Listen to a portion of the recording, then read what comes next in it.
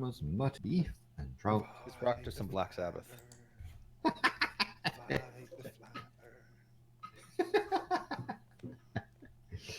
Yes, I was just I got to see the southern stars. I got to see the same stars as Red Eye, right? Allegedly. Aye. The ones that magically disappear because of reasons when you go into the northern hemisphere. No, we could have started an a cappella group just then. Yes, we could. Should we do that? Python, Cole Porter, a bit of Black Sabbath. You know, it all works out. Yeah. But ahoy hoy! I'm Planarwalk, and welcome to PlanarTalk Episode 8 with Steve McRae, Landon Noll, and Fight the Flat Earth. I'm just going to switch over to the thing so that you can see it, and I'm around the right way this time. Well, at least for people watching the stream, not for you guys. You guys see it round the other way. So, I got the three of you here because I want to talk about nuclear power, and Cool. I've actually had a bit of a discussion with a few people recently about nuclear power in New Zealand because we've got the Nuclear Free Act, and I'm thinking that the Nuclear Free Act may not necessarily be the best thing for New Zealand. But then some people have said, well, nuclear power might be dangerous. So I actually want to start by discussing the safety about nuclear power. But before we get into that, I do want to ask Steve McRae something. Well, I have him here. Yeah, I have a weird echo from somewhere, and I can't figure out where it's coming from yet, so hang on. Do you have the stream open? I do, but I have it muted. Okay. Your mute may be unsuccessful. I don't hear any echo. Well, while we're here, good morning, good afternoon, or good evening, depending on your time zone in the lab. From your friendly sector astronomer, and hello there, folks. It's an honor to be with all you folks here, and looking forward to a discussion. It's an honor for me to be in the presence of an actual smart person. Yeah. So. Yeah. Yeah, he's talking about Steve. Well, no, Planarwalk, obviously. Steve is actually on the other side on my screen. Yeah. But I guess I don't know where this is coming from. I hear it playing, and I can't figure out for the life of me where it's playing from. Have you got too many tabs open, Steve? No, I closed all my Google stuff. Yeah. But I'm proud to be some of the Flat Earth's worst nightmare, having been to both poles, having measured the distance to the sun, measured the distance to the Earth, measured the curvature, high altitude, all this sort of stuff, as well as things like being one of those people that bounces lasers off the moon. The Apollo astronauts left mirrors there. You saw them. The nice retro reflectors that were there during the 3 different missions. Yeah. Yes, corner reflectors, and we have a 60 kilowatt laser up there in Mount Hamilton, the Shane telescope, and we measure now that we can measure the distance between the 2 mirrors within a millimeter. Now, technology. It's all part of knowing the Earth-Moon orientation, and yes, they are round objects. Oh, obviously, yeah. What I'd like to do is bounce. I think it's VHF waves off the moon, and apparently that's something that you can do. So that would be something interesting, I think. Planarwalk, what if you blow up the moon? Then it will just show them giants. Landon, I don't know if you've ever heard of Flat Earth Jesus, but his theory about the moon is that it was dug out of the Grand Canyon by giants, melted into quartz, filled with helium, which is why there's craters, because as it cooled, it made craters, and then put in the sky to mock us for worshipping the sun. So this melted into quartz, that you got me there. Right? Explain more of this theory of how sheep's bladders may be used to prevent earthquakes, or no? Yeah, that's pretty creative. But but anyway, so you've obviously done a lot of all this stuff. But we're here to talk about nuclear power. And when we were talking about the Kiwis being nuclear free, I was thinking, so that means that they ban atoms and they ban nuclear decay and they ban. I mean, how nuclear free are they? So I'm pretty sure it means that we have banned nuclear power plants and nuclear weapons. You know the sun is a nuclear power plant, right? How have you banned that? Oh damn! Well, it is cloudy in New Zealand a lot, so they're being somewhat effective at certain times. But anyway, it's by the way, you should actually visit New Zealand. Kiwis are nice. I would love to visit New Zealand just because of Lord of the Rings, but yeah. So they also have wonderful volcanoes there and earthquakes, and it's weird. I actually one of those weird people. I prefer the North Island to South Island because there's more wiggly bits up in the North Island. So I'm interested about the nuclear free in New Zealand. So where does New Zealand get the majority of its power from? So what source? I have actually done a bit of looking into this. So I think one of the biggest sources of power would have to be from. Now I'm not 100% on this, but I'm pretty sure when it comes to power, it's from geothermal and coal. That are two. Yeah. But when it comes to energy itself, a lot of it comes from oil and gas. Okay, so you're quite reliant on fossil fuels. Surprisingly, yeah, but it's probably less than other places like the States, because I think it's about 60% of energy comes from oil. Steve, you hear sure, because when I look at the list of New Zealand power stations, I see coal and gas, a bunch of coal and gas in the North Island. I see some geothermal North Island. I see some hydro in the south and some wind.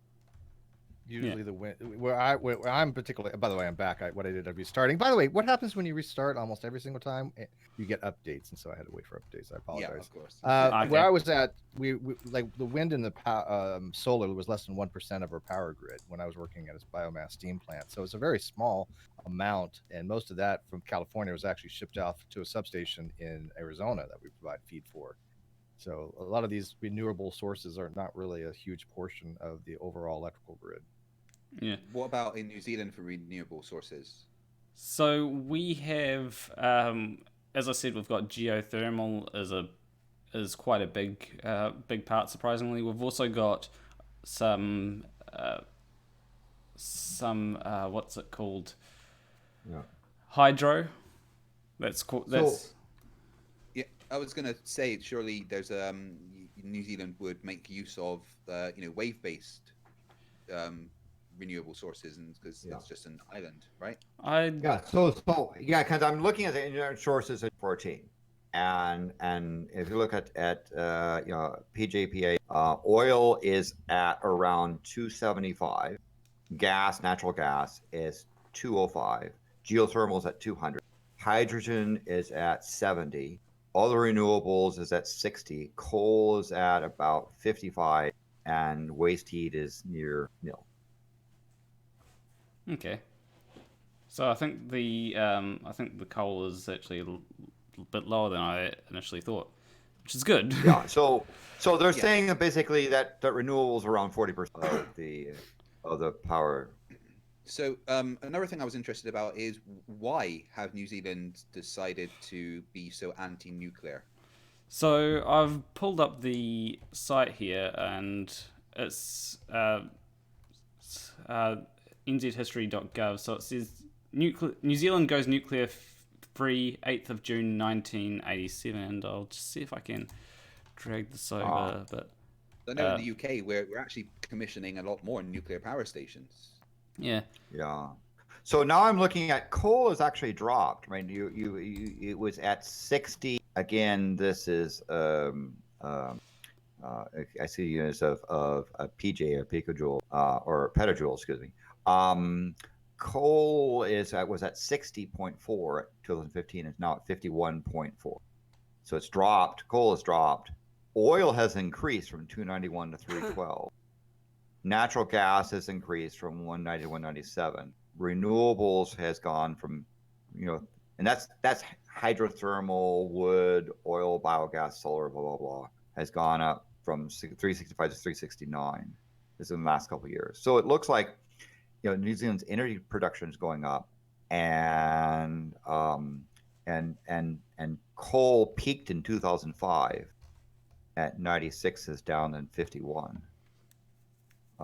But oil is increasing. Okay. And natural gas. So there's still a general trend to increasing the amount of fossil fuels being used.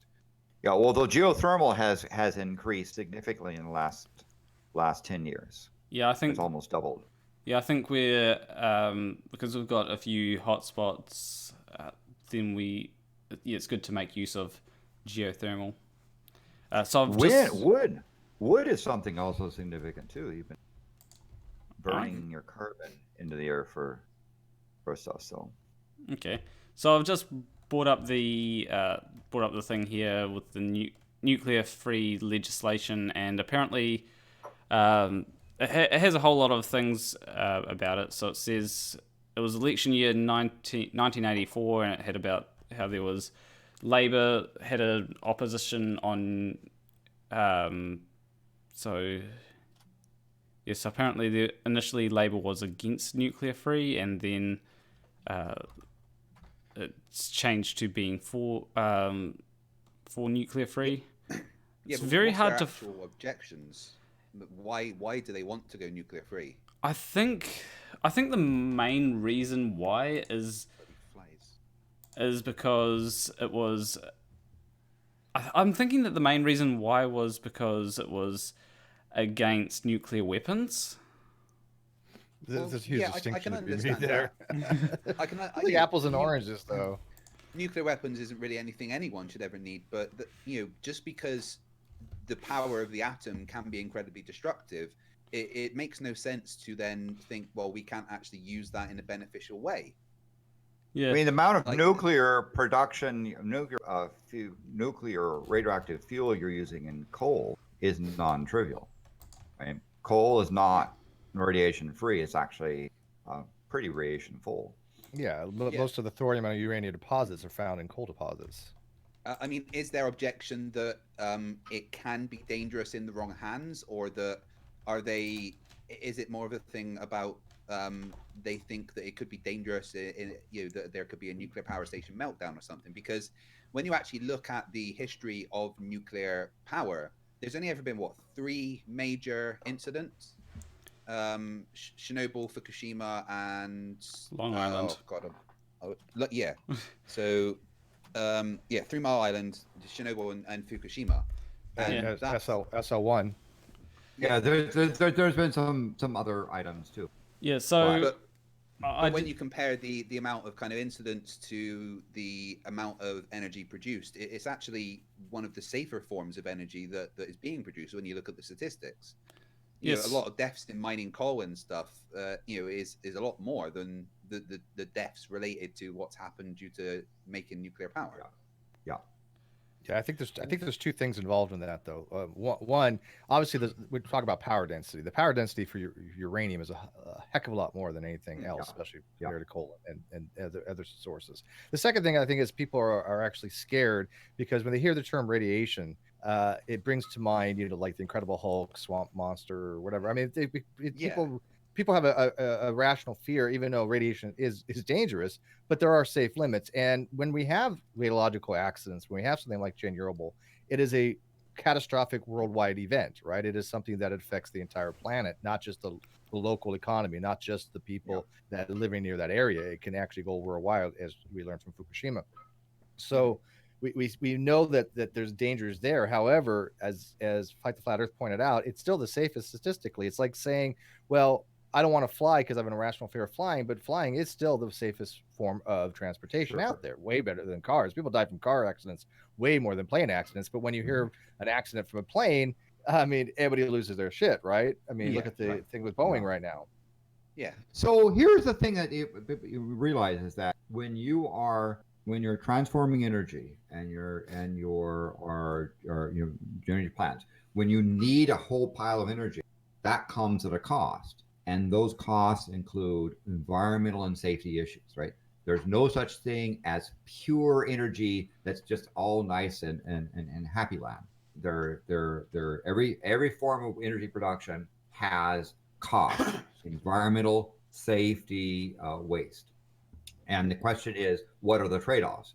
Now, a rational energy policy for a country includes a wide diversity. One, because you do not want to be dependent on a single plant. You don't want to be dependent on any one single set. You want to have a diverse set of sources and methods. Mm-hmm. Also, different energies have different properties. There are some energy systems that can give you nice continuous power grid use. Others are variable, right? And so you need to handle. I mean, solar is a perfect example of that, where you do not have 24-hour-a-day solar through the entire year anywhere on a planet. So you need to be able to take the solar energy and convert it into forms that could be used, after the sun is down, as an example. Yeah. One thing I did want to bring up is I recently heard something about the radiation emitted by nuclear power plants compared to radiation emitted by coal power plants. And apparently, and this is just what I've heard, so apparently the radiation emitted by coal power plants is actually higher than the radiation emitted by nuclear power plants. Is that correct, or...? There's something, the coal itself is radioactive because of thorium and uranium particulates in there. But what happens is you don't have the shielding, right? In a nuclear power plant, you have primary and secondary shielding that protects people from these types of radiation, whether it's ionizing or non-ionizing radiation.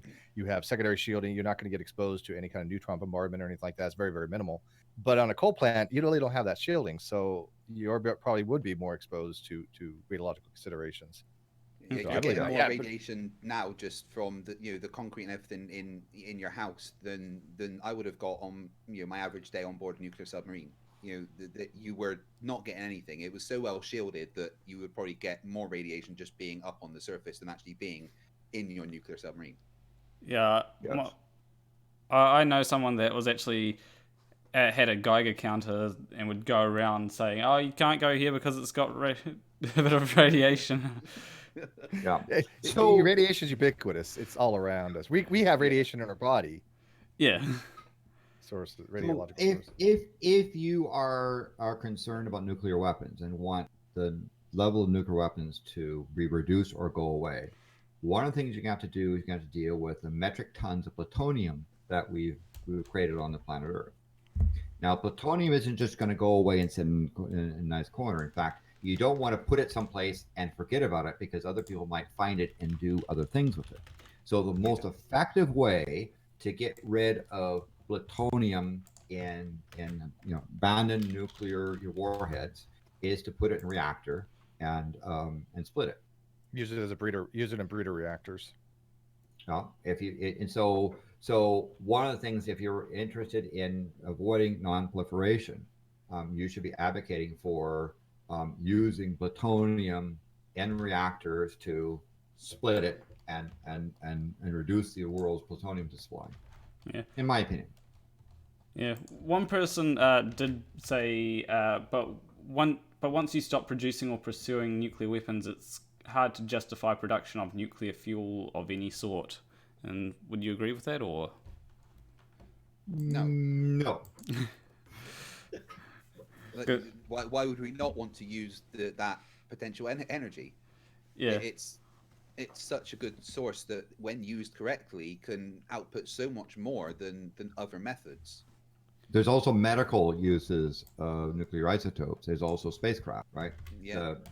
If you're going to get spacecraft any significant distance from the sun, you're not going to do it with solar panels. You're going to need to have some other power source on the craft, and there's a form of plutonium which doesn't work in bombs that works really well for deep space. As an But that should be noted that those exist because of just the decay heat that comes off of it. That's not like a reactor where you're not putting a reactor in space and saying let's split the atom and create energy out of that. It's the heat from the decay itself is what's producing the energy for those spacecraft.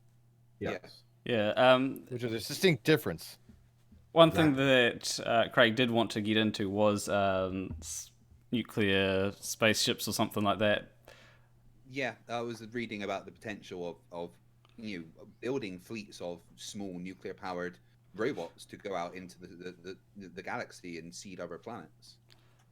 One thing that I actually wondered is, would it be feasible to how I think we currently use liquid hydrogen, liquid oxygen to launch spacecraft out. Would it be possible to use any kind of nuclear propulsion, or would that not be a thing? There are proposals for doing something like that, where if you use a nuclear plant to create an electric field and you take something like xenon, a fairly heavy inert gas, and you ionize it and you accelerate it out the back, these ion thrusters, while the thrust may be low, can operate for a long period of time, and so the spacecraft can actually accelerate up to pretty decent velocities. But you need an electric field to accelerate the xenon atoms through. I mean, ultimately, what has to happen with a rocket is you need to push stuff that way, and the equal opposite force pushes you that way, right? So you want to go. If you want to go that way, you push stuff out. Most rockets do that by having a chemical reaction where the thing goes bang, but in a controlled way to go bang out there, and that means you rocket back, right? That's rocket 101. Now, another way to do that rather than having a chemical explosion, which is kind of bad because explosives in space is bad. Explosives on ground are bad. They have problems, safety problems. Is take a gas like xenon, inert gas, one of the noble gases, and ionize it, so it has you pull off some electrons, and then you push it through an electric field, so it'll accelerate and again give it that propulsion push. That's an example of then how, if you had a nuclear plant or some other power source to create the electric field, because how do you create that electric field, right? You've got to you've got to have some power source. That wouldn't necessarily have to be nuclear power to create that field, though. I don't think there's any way you could specifically use kind of nuclear generation to launch a rocket. Well, I mean, that usually, again, with what a nuclear reactor does is gives you a heat source, and you turn that heat into energy. But we've got a person who's actually done that for the Navy. So why don't you let that person describe how a nuclear? Yeah, but I was a British nuke. I'm sorry, British nuke. Yeah. Pardon. I didn't know your background. Most nuclear reactors and the whole energy system around them is just a big kettle. You're using that heat generation to create superheated steam that then powers generators to give you energy. Mm-hmm. Yeah, it depends on your reactor. I don't know anything about your guys' systems. The reactor systems I worked on were pressurized water reactors, and they weren't superheated. We did have superheated places in the plant, but they were actually on the secondary side. Those are the places I avoided because people may not know, but superheated steam is extremely dangerous. It'll slice you in two. It's extraordinarily dangerous. Yeah, it's nothing to mess around with. It's regular steam will burn you. Superheated steam will cut you. So some of the other also is that they use things like liquid sodium. I mean, the fusion reactor designs that I was working had lithium and sodium liquid materials there because you needed higher temperature, higher density than you get with water and steam. Yeah. Well, the things with the pressurized water reactors is one, it's cheap. I mean, they're efficient, they're cheap, they're inherently stable because they have a negative reactivity coefficient. So the Navy tends to use things like that, and they're reliable, right? I mean, I think that's the biggest thing in the military is that you're looking for reliability. You don't want something in the middle of a battle to go kaput on you. So with a pressurized reactor, that's they're pretty inherently stable systems. And it's completely, self-contained. You don't really need an Yeah. outside source to be able to keep it going. Right. As long as you can keep the people alive in that submarine, then that reactor is going to do its job and create the energy. Yep. Yeah. One thing that I did want to just bring up is because I went through a list a while back with one of my flatmates about how, because we were going through a list of all the disasters or nuclear disasters, and quite a few of them were partial meltdowns, not full meltdowns. So when it's a partial meltdown, I'm guessing it's not as bad as something like Chernobyl or Fukushima or something like that. But how dangerous is a partial meltdown usually? Is that? Well, all partial meltdown means that part of the core was exposed. That's what it actually technically means. And what the main thing for again, I'm only going to be speaking from what I know about, which is pressurized water reactors. Flat Earth on his system is completely different. But on a pressurized water reactor, you have what's called a partial loss of coolant accident. And what a partial loss of coolant accident means that at some point you had not enough water to cover that core, exposing it. And of course, what's going to happen is you're going to have buckling. You have in our plant we had these plates. And inside that plate, we had a meat filler, and that meat filler was comprised of uranium pellets that had niobium coating around them, and then you had a zircon oxide cladding that was on it. Yeah. That was basically imagine this like a sandwich. So you had a meat filler of the fuel, then you had these metal made out of zirconium.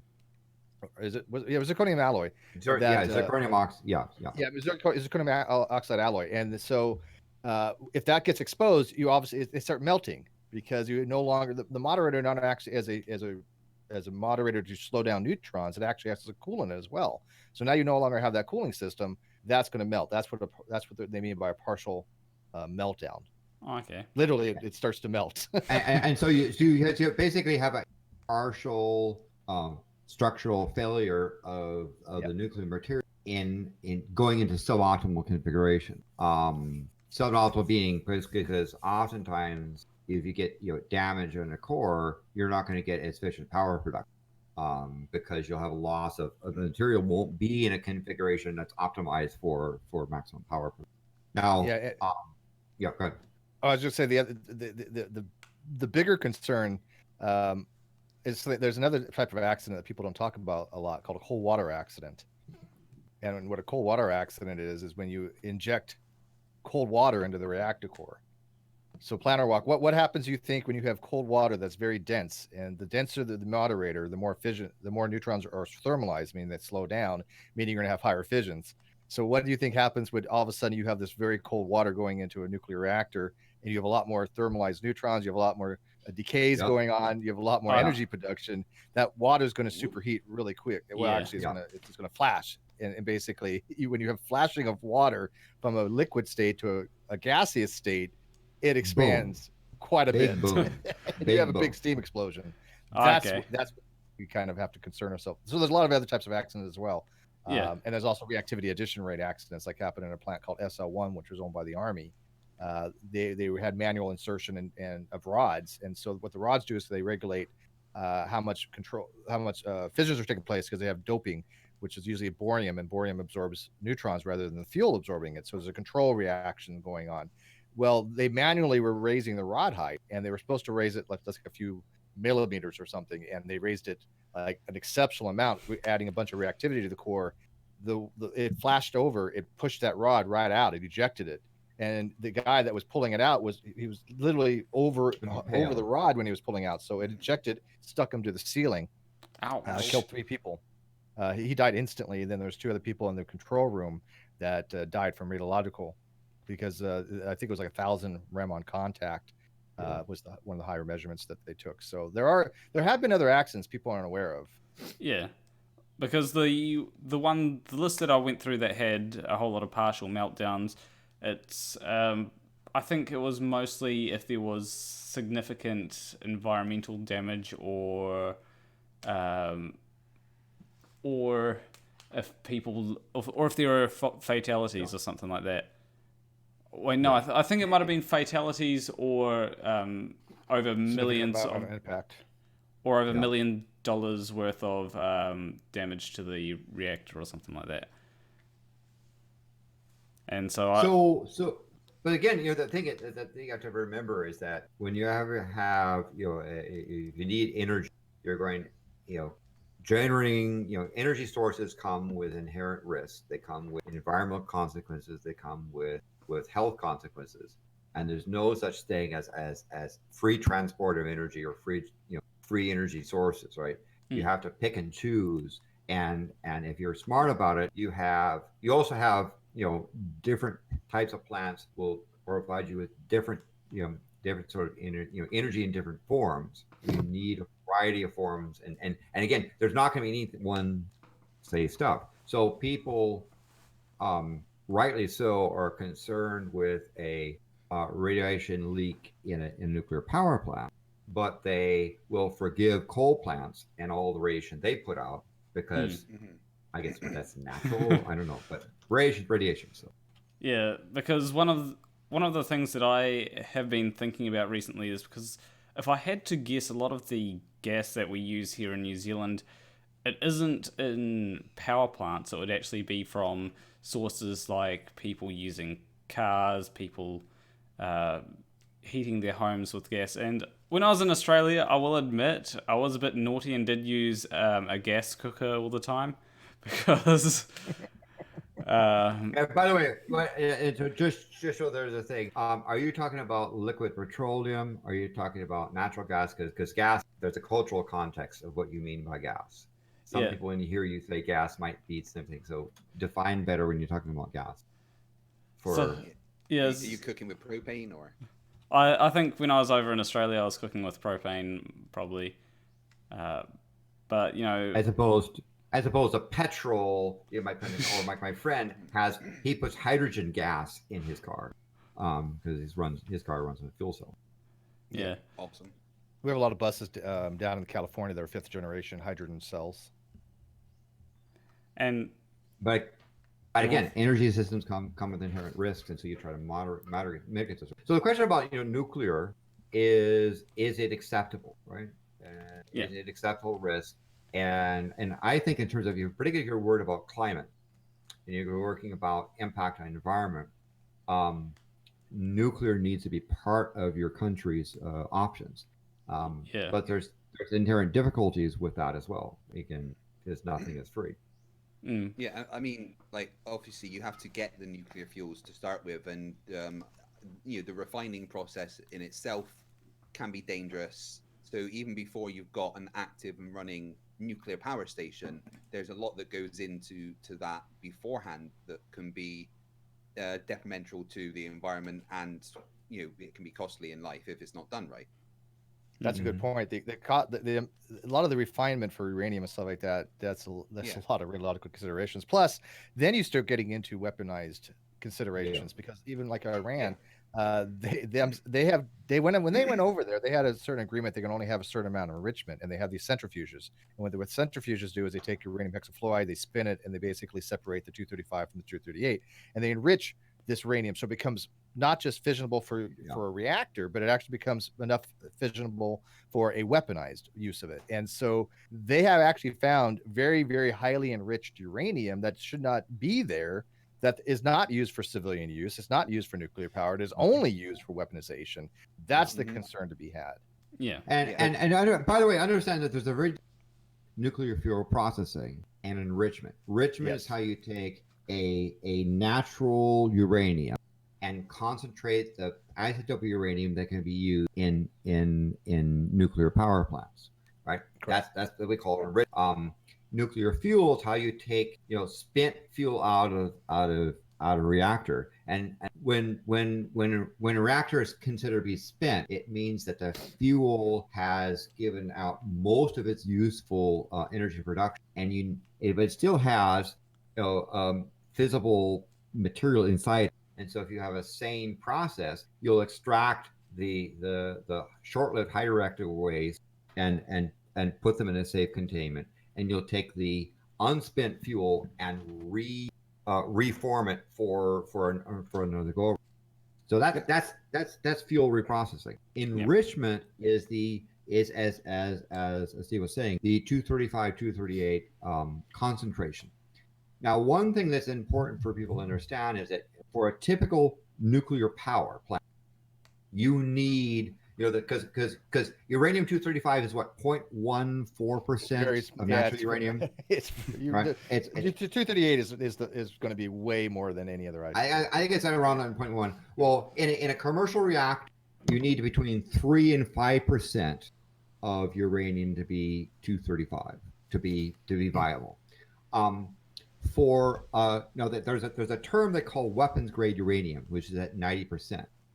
The important thing for people to understand is that you do not need weapons grade uranium to make a nuclear weapon.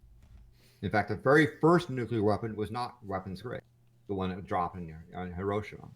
And in fact, the problem is that you need huge amount. If you start dropping well below, let's say 70-60%, you need a massive amount of uranium in order to get a bomb.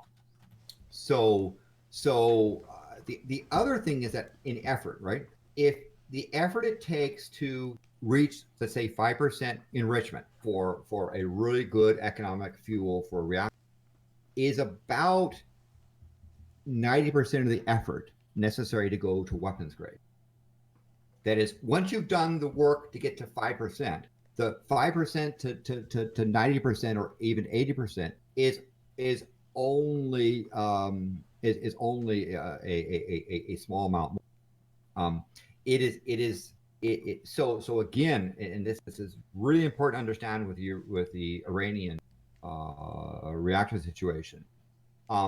When they have enriched fuel for reactor purposes, they've gone through most of the step in order to produce weapons. Yeah, you just need a lot of the centrifuges. It's well, it's even more so. It's a lot of power that's used for that. You just need to replummet into a cycle that'll be more efficient to reach the 90%. So you've done, let's say, 3/4 of the, to get to commercial reactor, you've done 3/4 of the effort. The remaining quarter is the same process, just done more and more stages.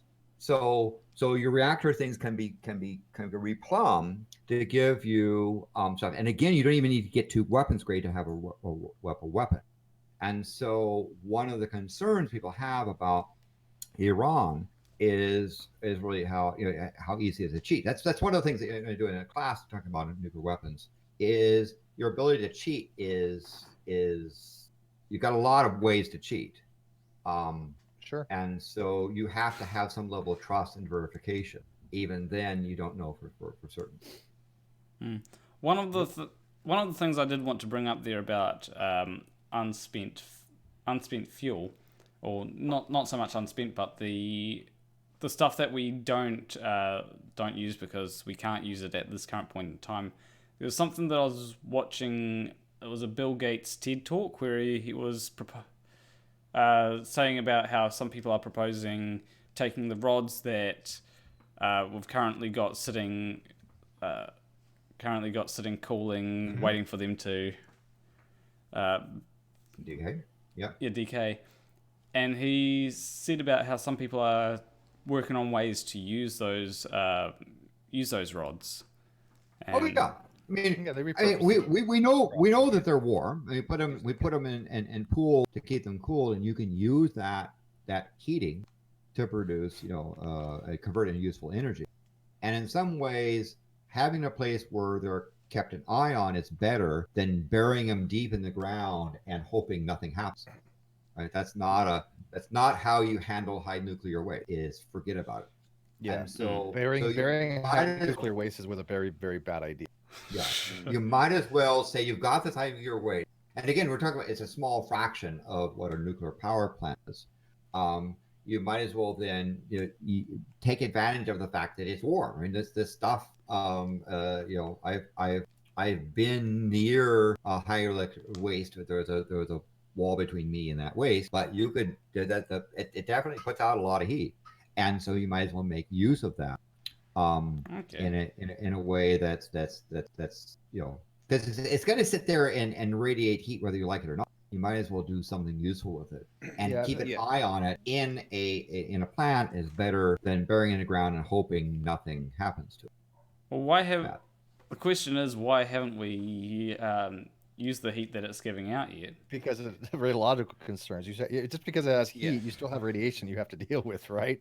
Yeah, And, well, and also, so yes, and it's not as practical as people think, but people they do repurpose these rods, and as Landon pointed out, they extract whatever usable fissionable material still in there, which is a costly process, but it's still cheaper than to mine it and get fresh uranium. That's why they do that. But you have a lot of radiological considerations to take into account. Spent fuel rods are your number one source of radiation from a reactor.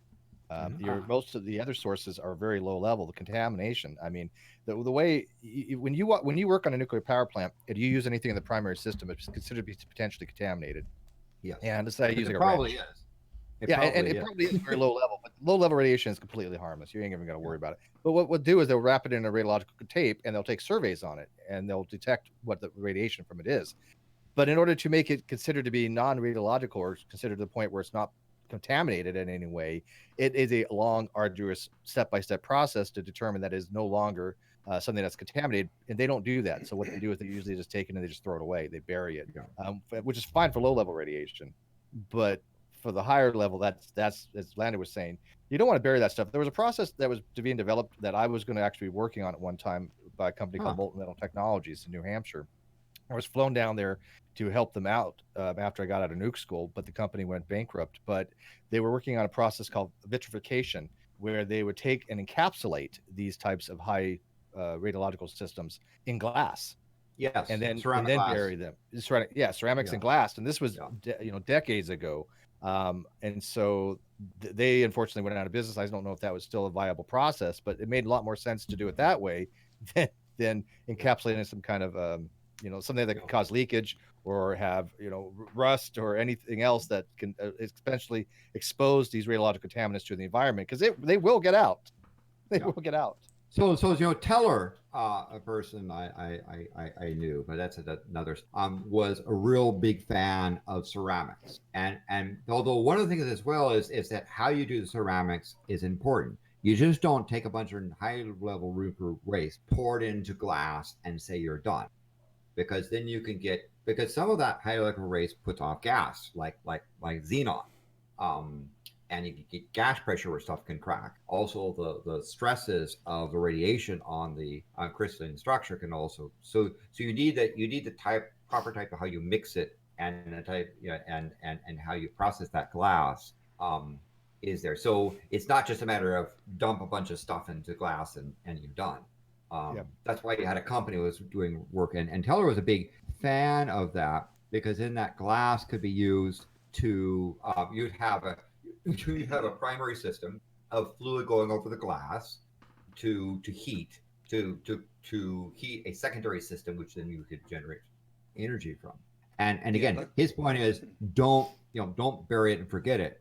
Monitor it and make use of it while it's still warm. Yeah, I mean most nuclear energy generation is from a secondary source from the heat that it gives off. So if you've still got something that's giving off that energy, then why not use it?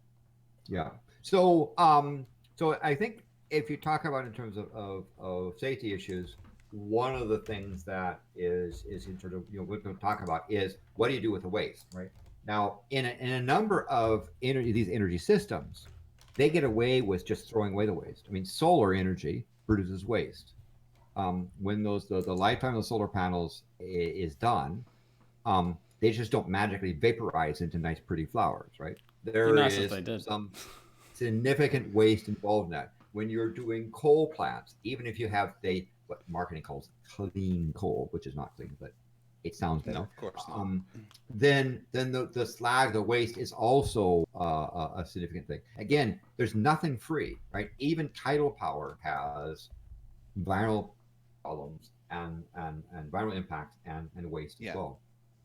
So what do we do? What do you think we should do? So let's say they came back and said nuclear power needs to be part of our energy source, and we need to reduce greenhouse gases by increasing our use of nuclear power. What do you propose we do with waste? How do we intelligently handle that waste? Send it to the sun. Open a black hole. Throw it in there. Give it to Flat Earth.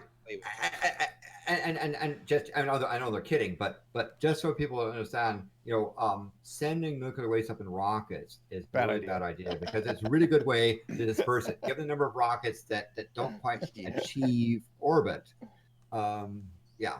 so I know that's why black hole's a better idea. Just go to CERN, have them open up a black hole, to another dimension. Let them worry about it. But the problem with black holes of a size that you would want to have around is the Hawking radiation. The Hawking radiation that comes everyone from dies scenario. The Hawking radiation is highly that's radiation, right? You're basically you would turn nuclear waste into gamma and other nuclear power stuff through Hawking radiation. Would even be more radioactive having gone through a black hole decade than and even if they produced a black hole, by the way, I know this is probably tangential, but on CERN, the amount of energy is required to actually produce a black hole. CERN is way below what they're needed. However, they're eventually expect to get a point where they're at least at the very lowest possible range where it's theoretically possible. But we're talking something about the size of a proton where it could even last long enough to even absorb a proton or feed because of Hawking radiation. I mean, if you had something the size of like a pinhead black hole, how much radiation if it evaporated pretty quickly, and if it did feed, that's a lot of radiation to be expelled at one given time. I mean, I wouldn't want to be anywhere near that. The biosphere would not be happy with that kind of that would be bad juju for the planet. So yes, so part of the thing is the waste you need to I think you need to do two things with it. First of all, you need to reprocess it, right? It's stupid to throw away the fuel that's not been spent in there. I mean, I don't know either of you, your nuclear power plants, but what percentage of the fissile material do you think is spent when it's done, right? How much is left when we said when nuclear fuel is considered to be spent, how much is still left? Quite a bit. I don't know the percentage, the majority of it. Yeah, it's a very large percentage. The amount of fissionable material that actually gets fissioned is quite low. Yes. Yeah. Okay, my guess was probably off then because I was going to guess 80% was used. Oh no, it's not even half. Oh no. Yeah. Definitely not. It's more like the other way. Yeah. So like maybe 5 to 10% is very, considered very spent when the fuel is considered to be done, right? And so you want to take that other, let's say 80 plus percent and reclaim that, recast that as fuel again. And then you also take we also come out of that, you have, let's say, highly radioactive waste, it's a very small amount, and low waste rate. The nice thing about highly radioactive waste is it decays fast. Why? When you talk about stuff that's highly reactive, it's because it's decaying a lot, so it goes away quickly, right? So what you need to do with a highly waste is put it in a spot where you can watch it contain it, and you might as well make use of the excess heat through a very similar system you do in a nuclear power plant. The low waste can be handled in other ways as well, and it does have some heat, but you do want to be reprocessing. You just don't want to take those things and stick them in a pool and say, well, but most in U.S. reactors, because it's an easier bureaucratic system to say, okay, we're done with this fuel rod, so stick it in this pool and we're done, right? If you start doing something with it, then you get all kinds of people up in arms saying, hey, we got to get rid of it and so forth. They think that shutting it down is going to solve the problem, that the fuel is going to just go away. Yeah, they're naive on a lot of this stuff, right? Again, you want to get rid of nuclear weapons, right? If you think we have too many nuclear weapons, a number of people think we have far too many nuclear weapons. Oh yeah, I would. Yeah. I think we need nuclear weapons, but we don't need as many as we have. We have far too, and so you want to take those weapons and take that plutonium and put it in a reactor and split it. That's how you're going to get rid of the plutonium, right? Yeah. It's got a 24,400 year half-life on average, right? So it's not going to go away anytime soon. So you might as well put it in a reactor and split it and reprocess it and split it to get rid of that stuff. one thing that I do want to move on to is so. I'm guessing you've heard of thorium reactors, or I can't remember their type of salt reactor. There's types of molten core kind of. They have, so, thorium. They have sodium liquid cooled. Yeah, so there's stuff with 2-3 fuel, but we've had thorium reactors around since the early 60s. There's been in 73 we had a really interesting pilot program where a lot was learned about how to use the thorium thorium 233U cycle. That was there. But anyway, so your question about thorium. So yeah, I want to know how viable it is, because I hear a lot of people, and there are some conspiracies around it. People are saying, "Oh, you can't get weapons grade materials from thorium reactors. That's why they hadn't. That's why it didn't take off." And then you got people that say, "Well, actually, I think like Landon said, any." There's actually quite a wide range of materials that can be used for weapons. Yeah, and for commercial use, thorium can produce commercial grade uranium too, but it's a different isotope. It's uses 233. Yeah. And there's the thing, the why thorium, right? So if you say why do people talk about it? Well, one of the things is it's 3 times more abundant in our crust than uranium is. Another thing is it's thorium is what they call fertile, right? It can be used in splitting it, and where 0.7%. I'm sorry, U2 was 0.7, 0.1. Yeah, 235 is 0.7, I think, for natural ratio between 235 and 238. Yeah, and but I think the enrichment, like you were talking about, the nuclear grade, is 3 to 5%. 3 to 5%, and then for the first atomic weapon dropped, that was only around 20 some odd percent for the little boy that was dropped on Hiroshima. I can neither confirm nor deny this regarding that. You know the numbers. I'm not under any kind of I'm not under any kind of classified crap. I can tell you it's far less than 90%. But here's the thing: is that thorium is composed of 99.3% fertile material, right? Thorium is almost entirely enriched, right? It's very difficult to make a nuclear bomb out of thorium. Yeah. Right? Well, it is. I don't know much about the thorium properties. I know on uranium, your biggest consideration is pre-criticality. You don't want to have a chain reaction going off.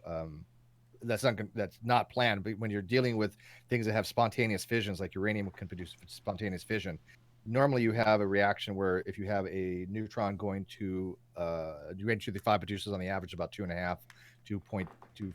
I don't know, nuke versus 2.25. I remember from nuke school, something like that for average. And so, for example, it's 2.52. I think it is, isn't it? 2.25. Now numbers. It's true. It's true that it's been stated that several U-233 explosive devices have been tested. The problem is that uranium-232 is a reaction poison, right? It's a material that grabs those neutrons and shuts things. And one of the problems with thorium as well is it poisons your reaction, right? You do not want to have thorium inside your uranium reactor. You don't have thorium inside your bomb because it'll poison the reaction. You won't get the reaction going. It'll act as a doping agent then, like boron or something. Yeah, and so effectively speaking, obviously. And also the problem is that U2 is it's the whole fast split, slow split, delayed. U-232 is a fast, non-delay, instant stuff, which you want the delay. 235 is 235 has delayed neutron precursors. They're called. Yeah, 232. 232 is a fast thing. Also, it has intense radiation, and it doesn't make it's nearly impossible to make something go boom. Even with the 233 that they did the tests on, they had to do an extraordinary amount of reprocessing to get the 232 out of it. Even a small amount would dampen it, and even I those think that'd be devices, a lot more their difficult, yield though. was reduced. Yeah, and also because 238, 235 splitting, you have advantage of those three nucleons. 232, 233 is much finer, and it takes a lot harder to just get that stuff done. So Yeah, anyway, one of the thing with the like 233, and we're probably going to sidetrack Planner. If you by the way, if you're going too deep here, rein us in, and we're fine with that. Don't worry, it But, helps. It's very rarely I'm in a room where everybody kind of knows what the hell people are talking about. So I'm enjoying this.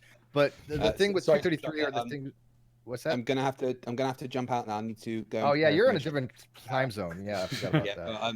Yeah, thanks for having me on. It was Thanks, an absolute buddy. pleasure speaking Oh, with no you guys. Thanks very much. And I will speak to you guys later. Bye. All right, see ya. So the thing with the 233 or the like 230 thorium 233 or I think it fissions into or decays into 230 uranium 233 if I'm not mistaken. But these types of reactions, when you have 235, there is something called delayed neutron precursors, where you have prompt neutrons that are produced not from the source. The source neutron would be something that comes right from the fission. So these fission fragments are produced, right? So when the neutron splits, will produce 2 or 3 fission fragments, usually xenon, promethium, samarium, or xenon, many other decay products, technetium. And so those products can then decay into neutrons that produce not source neutrons, but they're called prompt neutrons that can cause fissions. And that delay, that small amount of delay, because of the delayed neutron precursors, makes nuclear power possible. If not, it would be very, very difficult, if not probably impossible, to regulate it such that we can have control enough to make it something that's usable. So I don't know how it works for the other isotopes. I don't know how much prompt source they have compared to source. But I do remember very specifically delayed neutron precursors being something that is very, very critical to having commercial nuclear power. Yeah.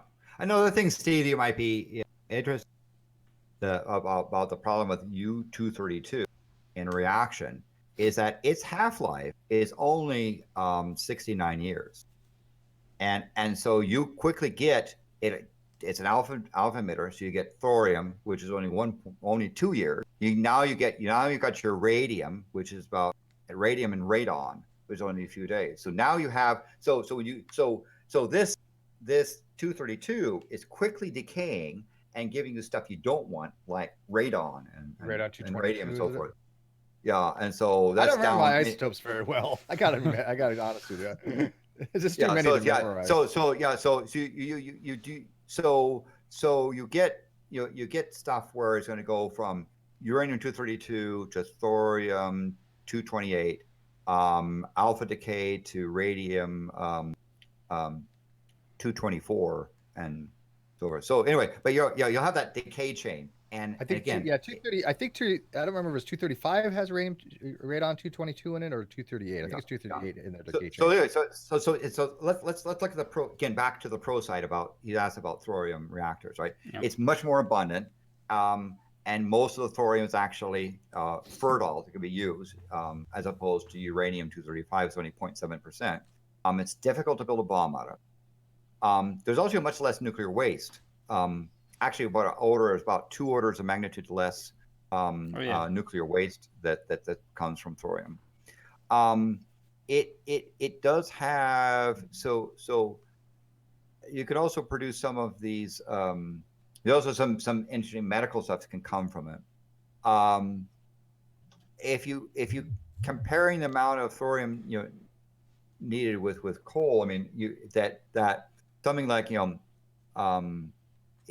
1 ton of thorium can produce as much energy as 200 tons of uranium or 3,500 tons of coal. Again, because that thorium can be continued. You don't have to. It doesn't spent as fast, and it's easy to reprocess.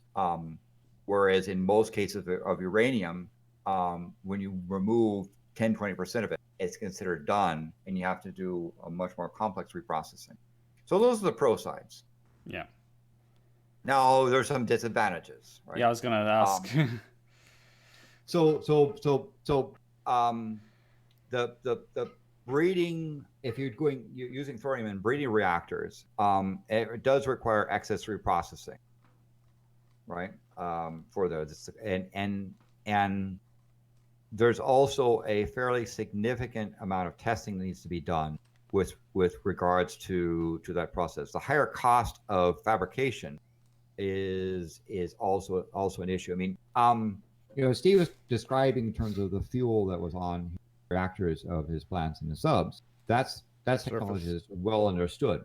I was surface. I wasn't going to go into water. Okay, well, the stuff that went into the subs, right? It's well understood, right? The thorium stuff is a little bit different, and so you have to develop a different nuclear economy around thorium. It's doable, but one of the reasons why people ask, why aren't there thorium reactors? Well, for pretty good reason. Much of the early reactors in the processing in the 50s was designed to generate bombs, right? They were trying to produce plutonium production. And so the technology around uranium plutonium cycle was well developed. And thorium was a poison of stuff, so they kept that out. They worked at basically keeping thorium out of the nuclear cycle. Thorium does have a lot of advantages, but the technology is there. It's like saying, in microelectronics, silicon remains supreme, even though you could probably use gallium or other materials. It's just that all of the technology is centered around using, silicon-based circuitry. Same thing. The nuclear technology is centered around uranium and not so much around thorium. Though it can be done. It just has to be done, right? It's not.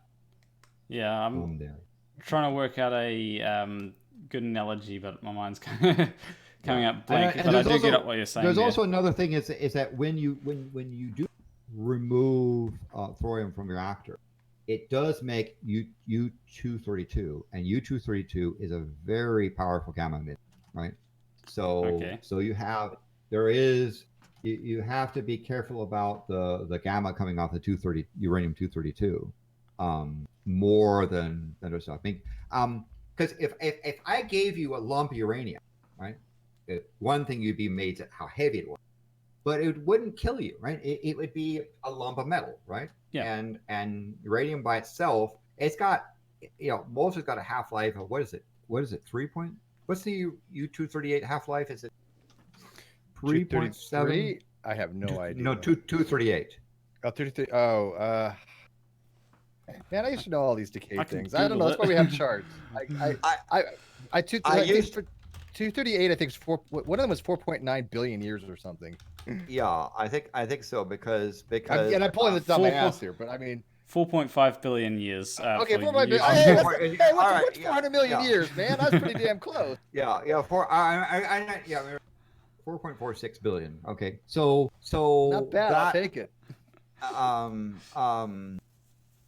That's a bunch of better stuff, but again, thorium-232 or the thorium isotopes have they're shorter half-life because I think again isn't much of thorium's isotopes on the order of 100 millions of years, depending on which isotope you're using.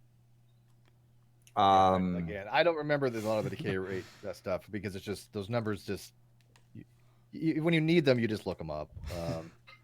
Like programmers do. Yeah, I mean, we obviously had to learn decay chains, and I took that stuff in college too. But those numbers just have vague recollections of. Isotope alpha decay is 1.4 10 to the 10th year, so 14 billion years for the alpha decay stuff. But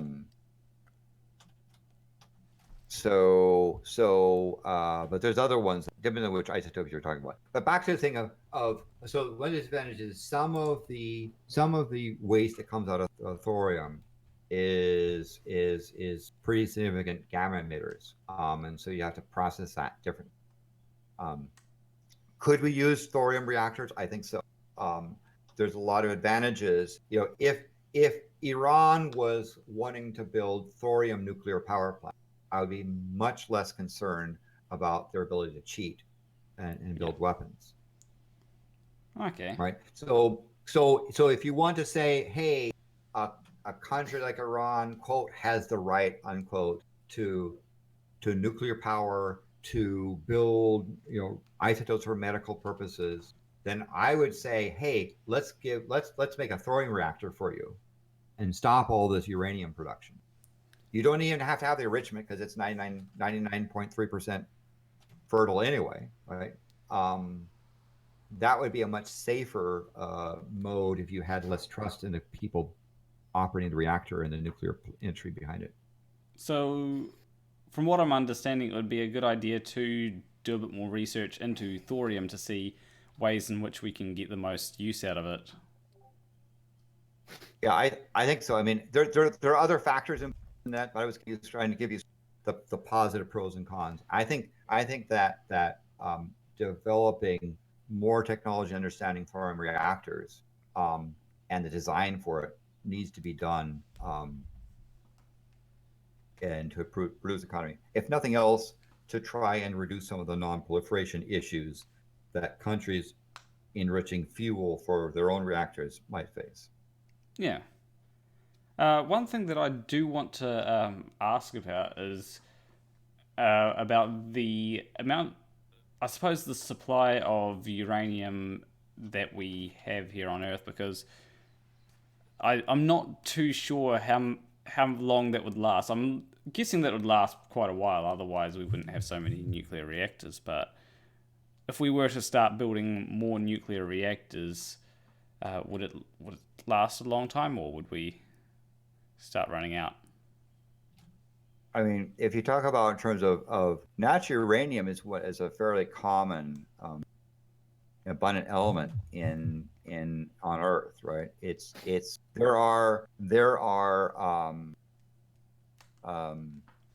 There certainly are places where it's more concentrated and more economically feasible. But if uranium thorium is one of the common you can find in just soil, right? In college, we took a cubic meter of dirt, right, out of a construction site. They were building the building, and went through a whole analysis process. And we actually came up with 0.1 grams of thorium just in that dirt, right? It's around everywhere. And again, there is uranium is an abundant element here on Earth. So it's not as if we're going to run out of supplies. The question, where can you mine it economically?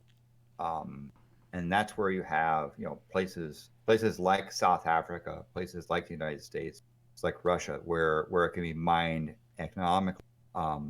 That becomes the more of the issue. I know, Steve, you want to weigh in on this in terms of uranium supply?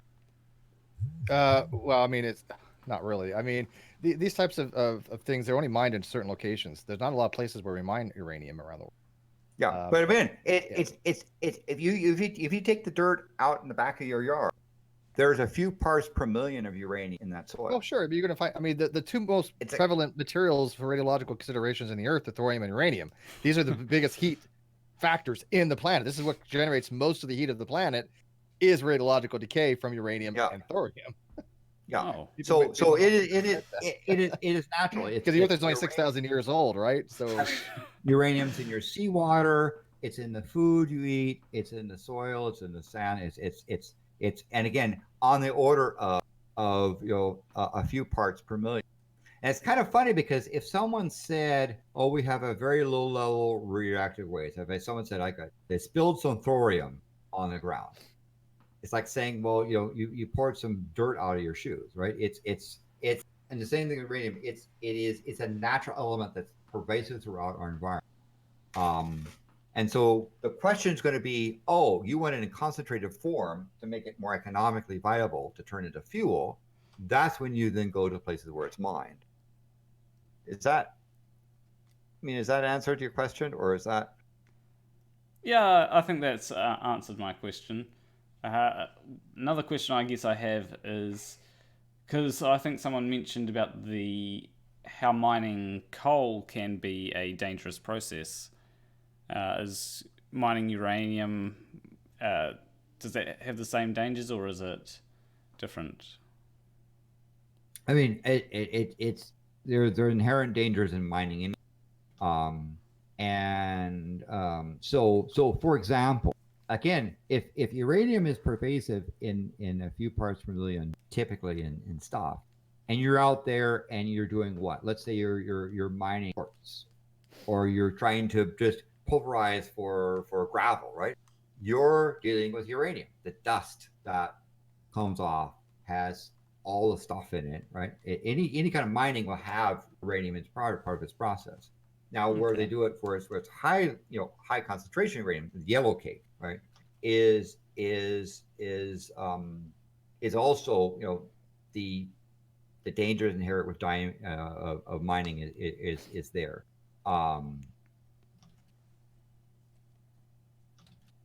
I don't know, Steve, you want to talk about. I don't know much about the actual mining process enough to even weigh in, to be honest with you. Man, the worldwide production of yellow cake in 2013 was around 70,000 tons. That's a lot of yellow cake. Yeah, the yellow cake is pretty harmless stuff. I mean, yeah, it's the people. I think who was it? Thunderfoot did a really good video on yellow cake. Yeah, but uranium mining is mostly done in open pit mines, right? It's not that this is this toxic stuff and radioactive stuff and Godzilla coming out of the ground. No, it's done by open mines, right? It's places where uranium is more highly concentrated. And again, it's one of the abundant metals on Earth. That's there, but it's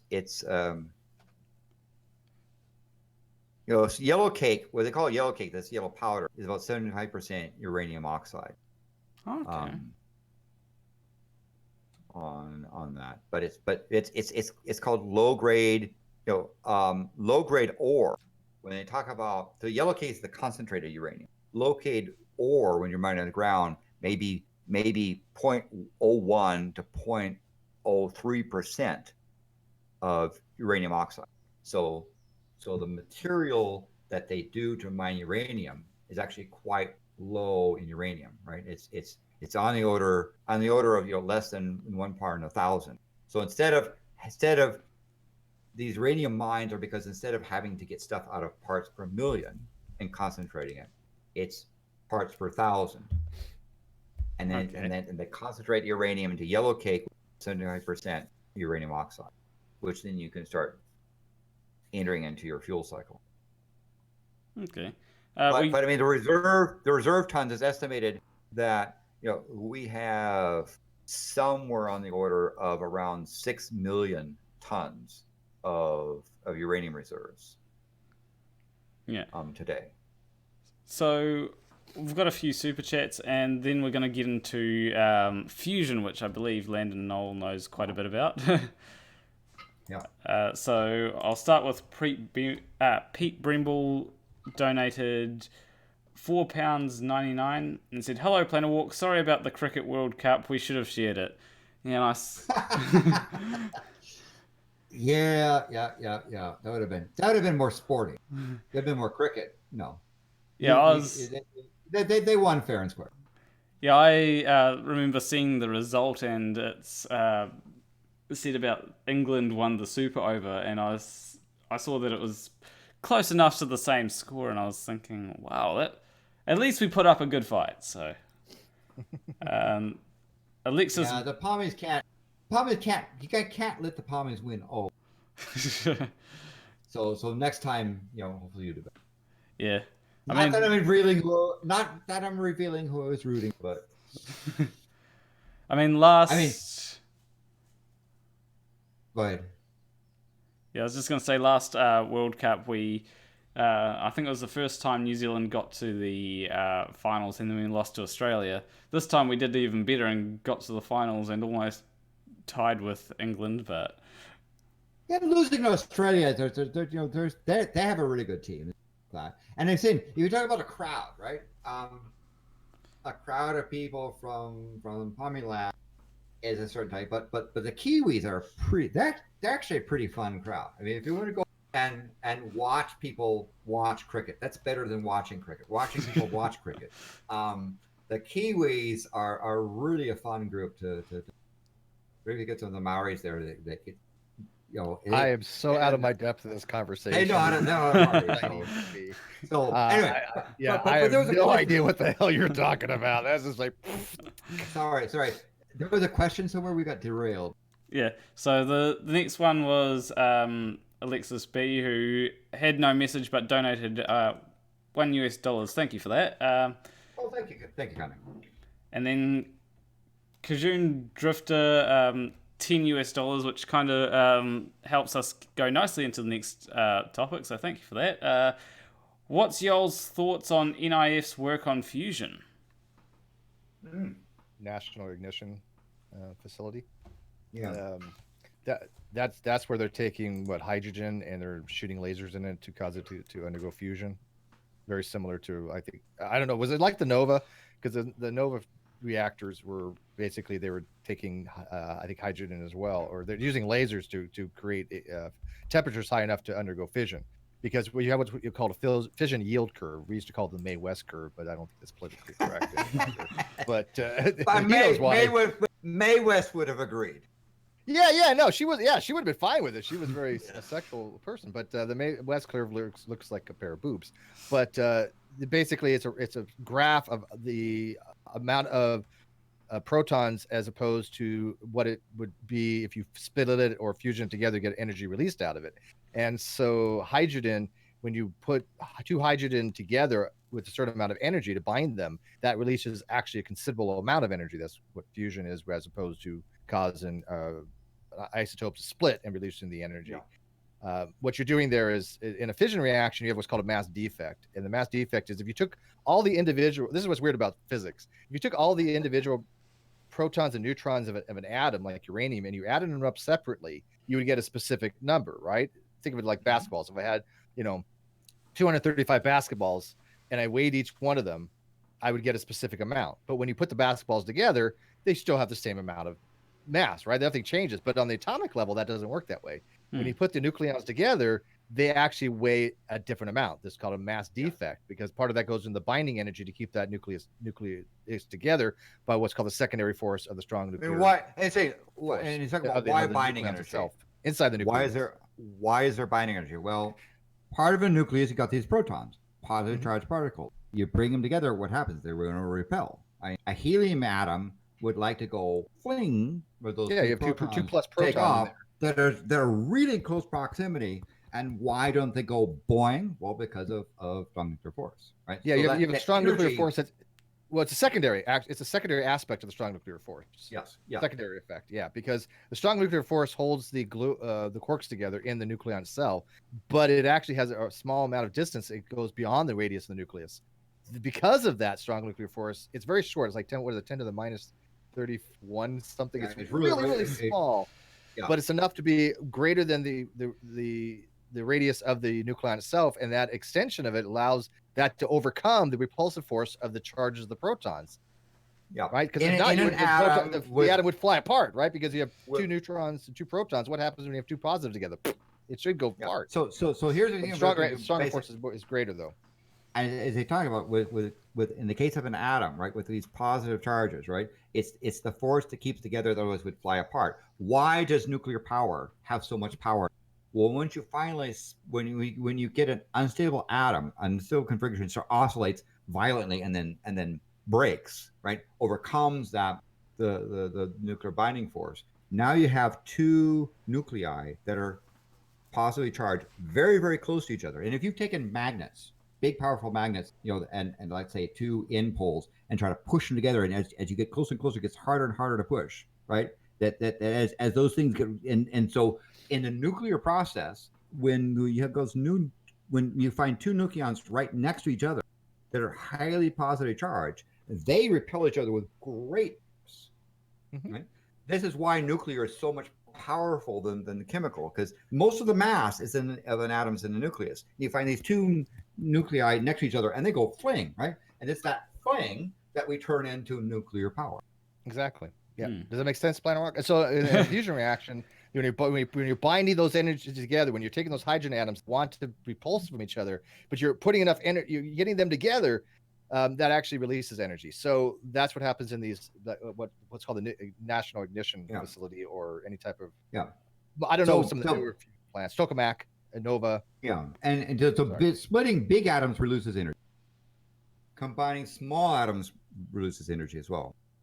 Yeah. Now there are different types of nuclear fusion technology. I mean, one of them is magnetic confinement, something I worked on, where you basically take material that can fuse, let's say deuterium, tritium, or something like that, and you put it inside a magnetic field, because again, that plasma wants to fly apart, and you heat it up and you try to get a reaction that way. So that's called magnetic confinement.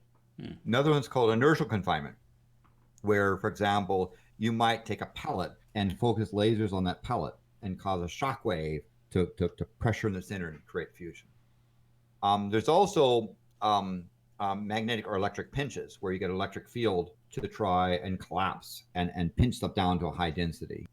And there's other things as well. There's like electrostatic confinement, but generally the three main pursuits right now are put plasma in a magnetic field and hold it there, smash those together in an inertial pack, let's say with lasers, or take a magnetic field and have it collapse down and squeeze stuff.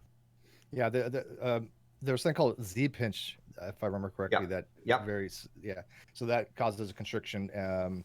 We have a magnetic confinement. You have such high magnetic fields that you're causing it can constrict to produce these high energies. Because in order to fuse two hydrogen together, you need high temperatures. You need a lot of energy in that system to throw them together to overcome that repulsive force.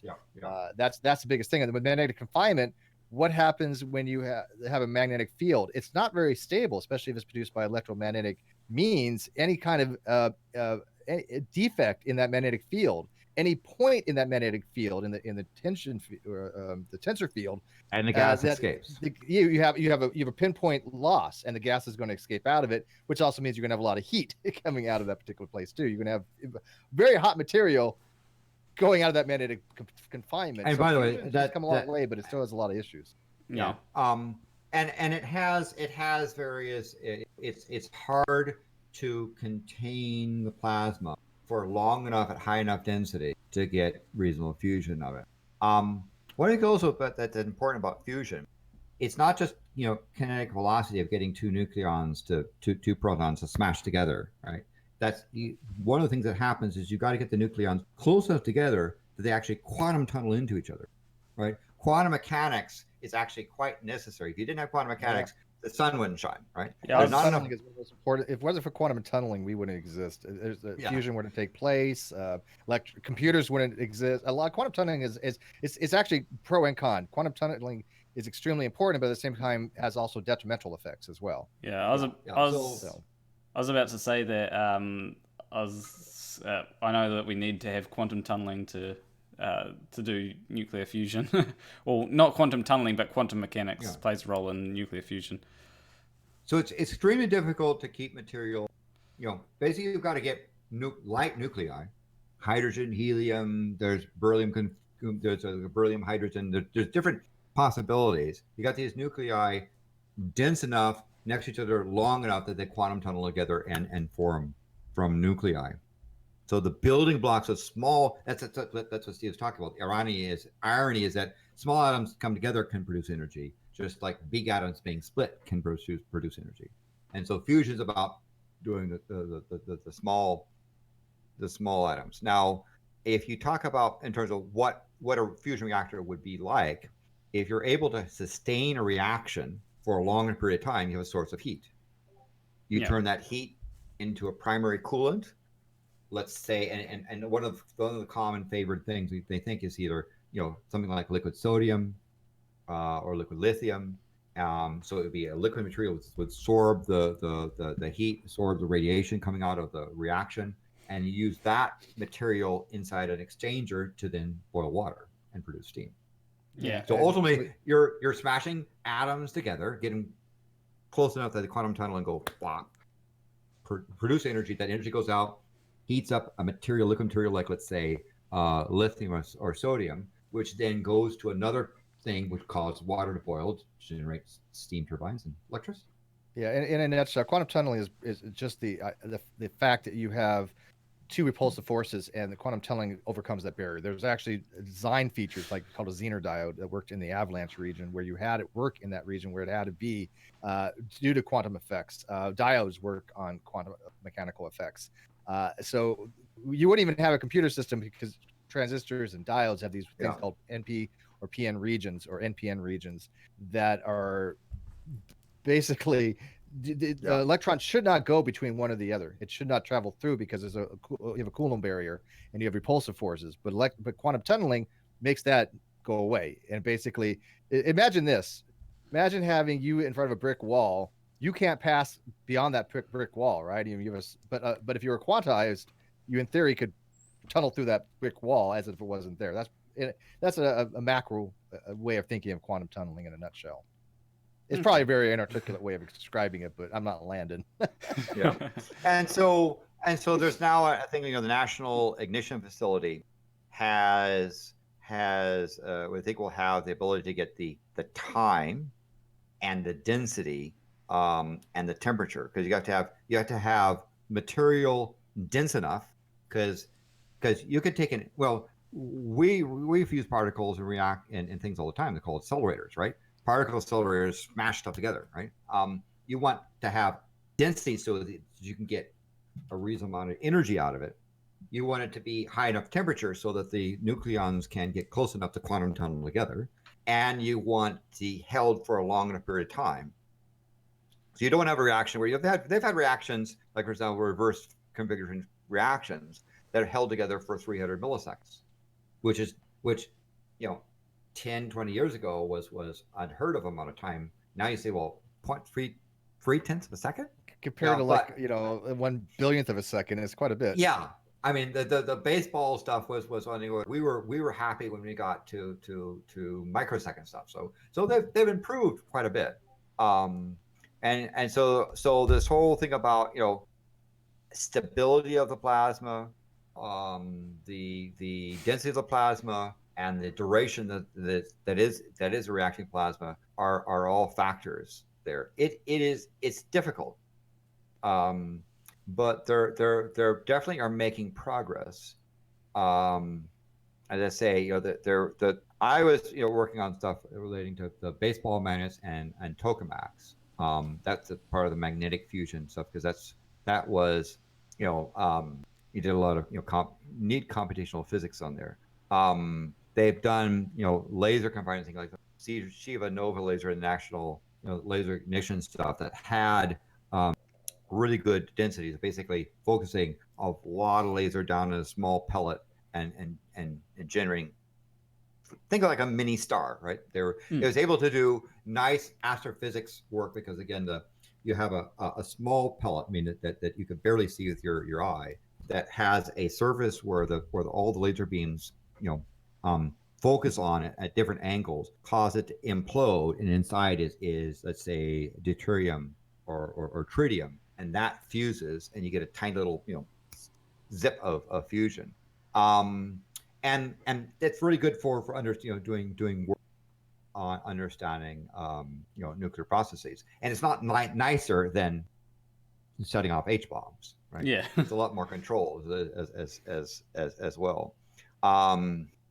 There certainly are things. Again, the National Ignition Facility is they had a shot with a laser shot of around 500 terawatts of laser power. There's been also ignition, magnetic confinement stuff that also been getting better and better reactions going. There are also some commercial ventures that people started talking about doing research in what a commercial fusion reactor might be like. So I know there's a joke about saying that nuclear power remains 20 years, fusion power remains 20 years in the future, but they're actually getting closer. There has been some significant advances in the 2000 and 2010 that are there. The French have a very interesting nuclear fusion, laser fusion work. Lawrence Livermore has an inertial energy system that's really good. Lockheed Martin has a really interesting Skunkworks project, but people that are looking at potentially a design for a compact fusion reactor. There's a number of things that I think are on the drawing boards that are quite exciting. It's a hard problem. Yeah. One thing that I have heard recently is apparently nuclear fusion, where we're currently at is we have managed to have it, I can't remember the name of the value, but there's basically a value which compares the output of power compared to the amount of work needed to get that amount of power.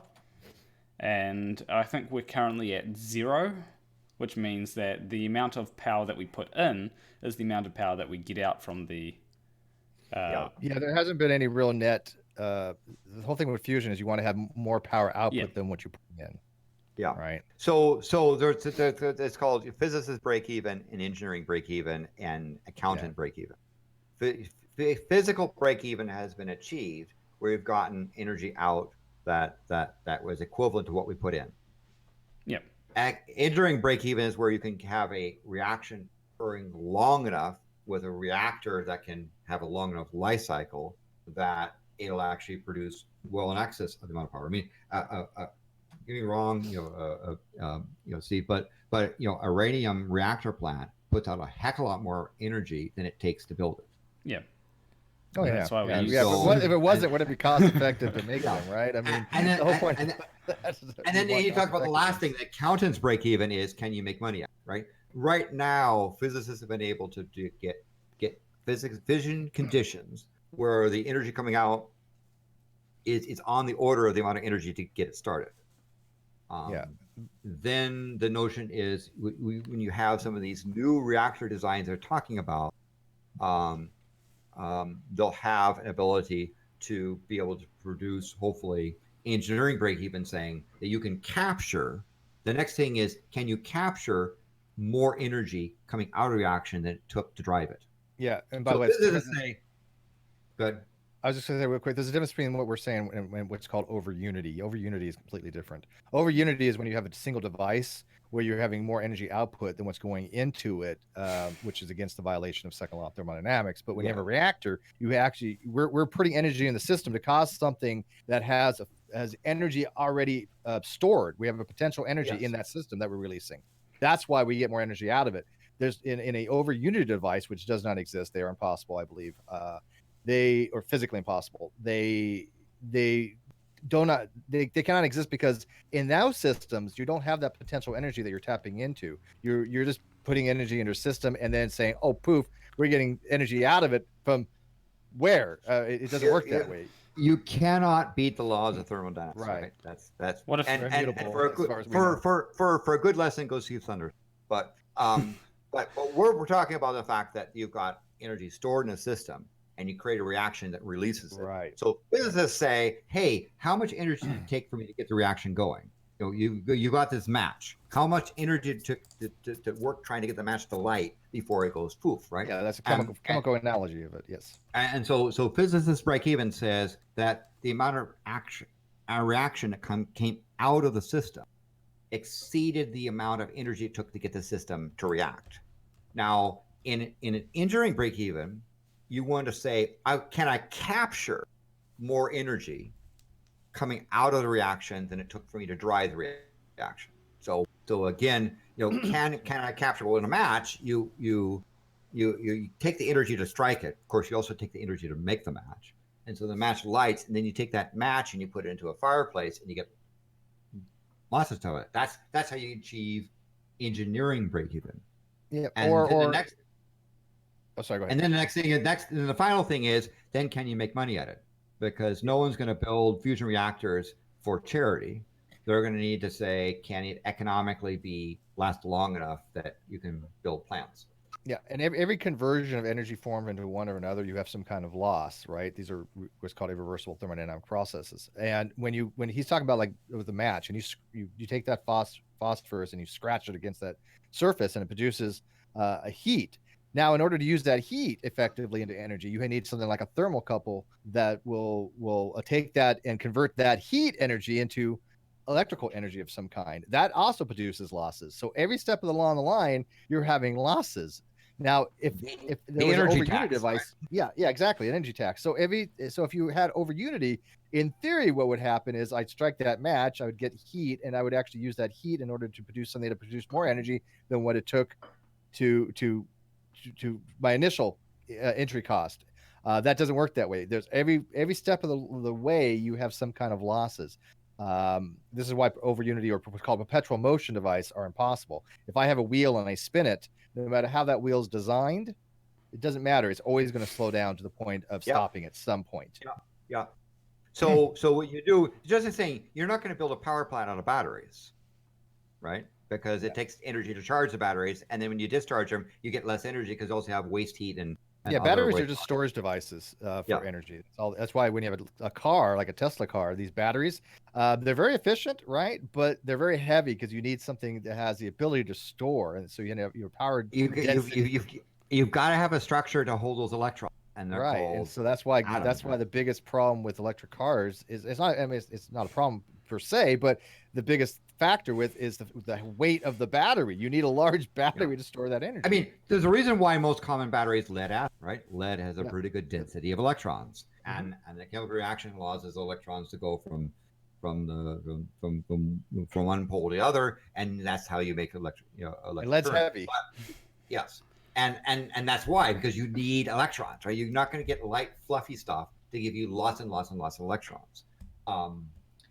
So again, the fusion is making progress in terms of in three areas: either magnetic combining plasma, or have an inertial collapse that causes plasma, or electric collapse to create plasma. All those three processes are being researched. There's some very interesting reactors that are being designed. They've reached effectively physics break-even, which means the energy to drive the reaction equals technically the energy that's coming out of the reaction, but you can't turn that into a practical plant because, as Steve said, there's losses, right? You can't capture all of the energy coming out of even of a nuclear reactor, right? There's other stuff that happens. So you need more energy coming out because you're going to capture a fraction of the energy coming out of the reaction, and you need to do that economically enough that it can be viable. Because they'll at some point achieve engineering break-even where they'll be able to capture more energy coming out of the reaction it took to run the reactor. But that itself, it may be that it captures it for a couple of minutes and then the reactor is done. You can't build a reactor for a couple of minutes of energy. You need to have something that's sustaining. And so there's research going on how to build reactors that are sustaining. Again, like the Lockheed Skunk Works people have some really innovative designs on if you have a fusion reaction, how you might actually have a reactor that can actually make sense.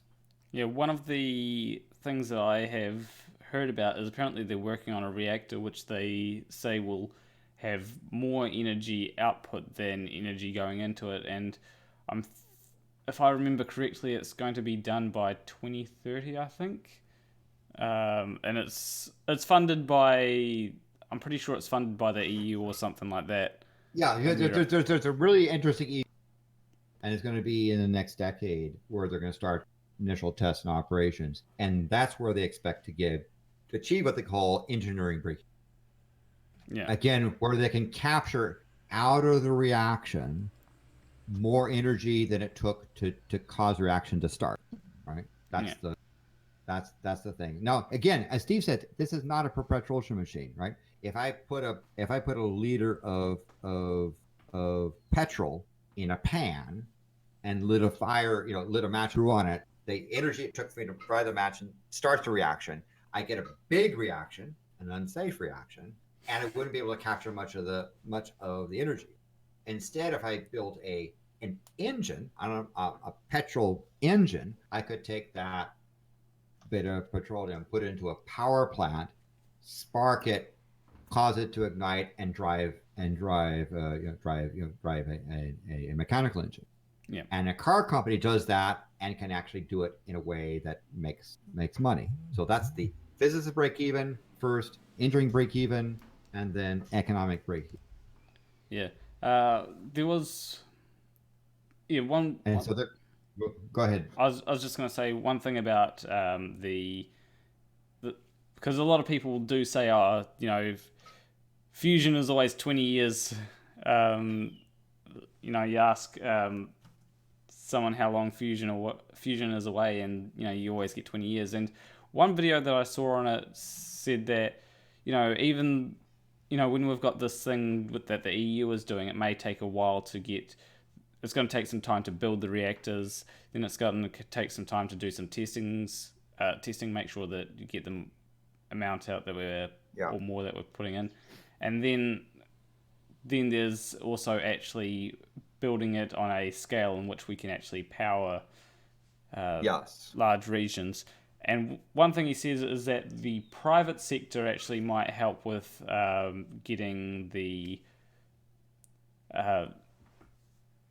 building a whole lot, because you don't have to cut through as much tape as.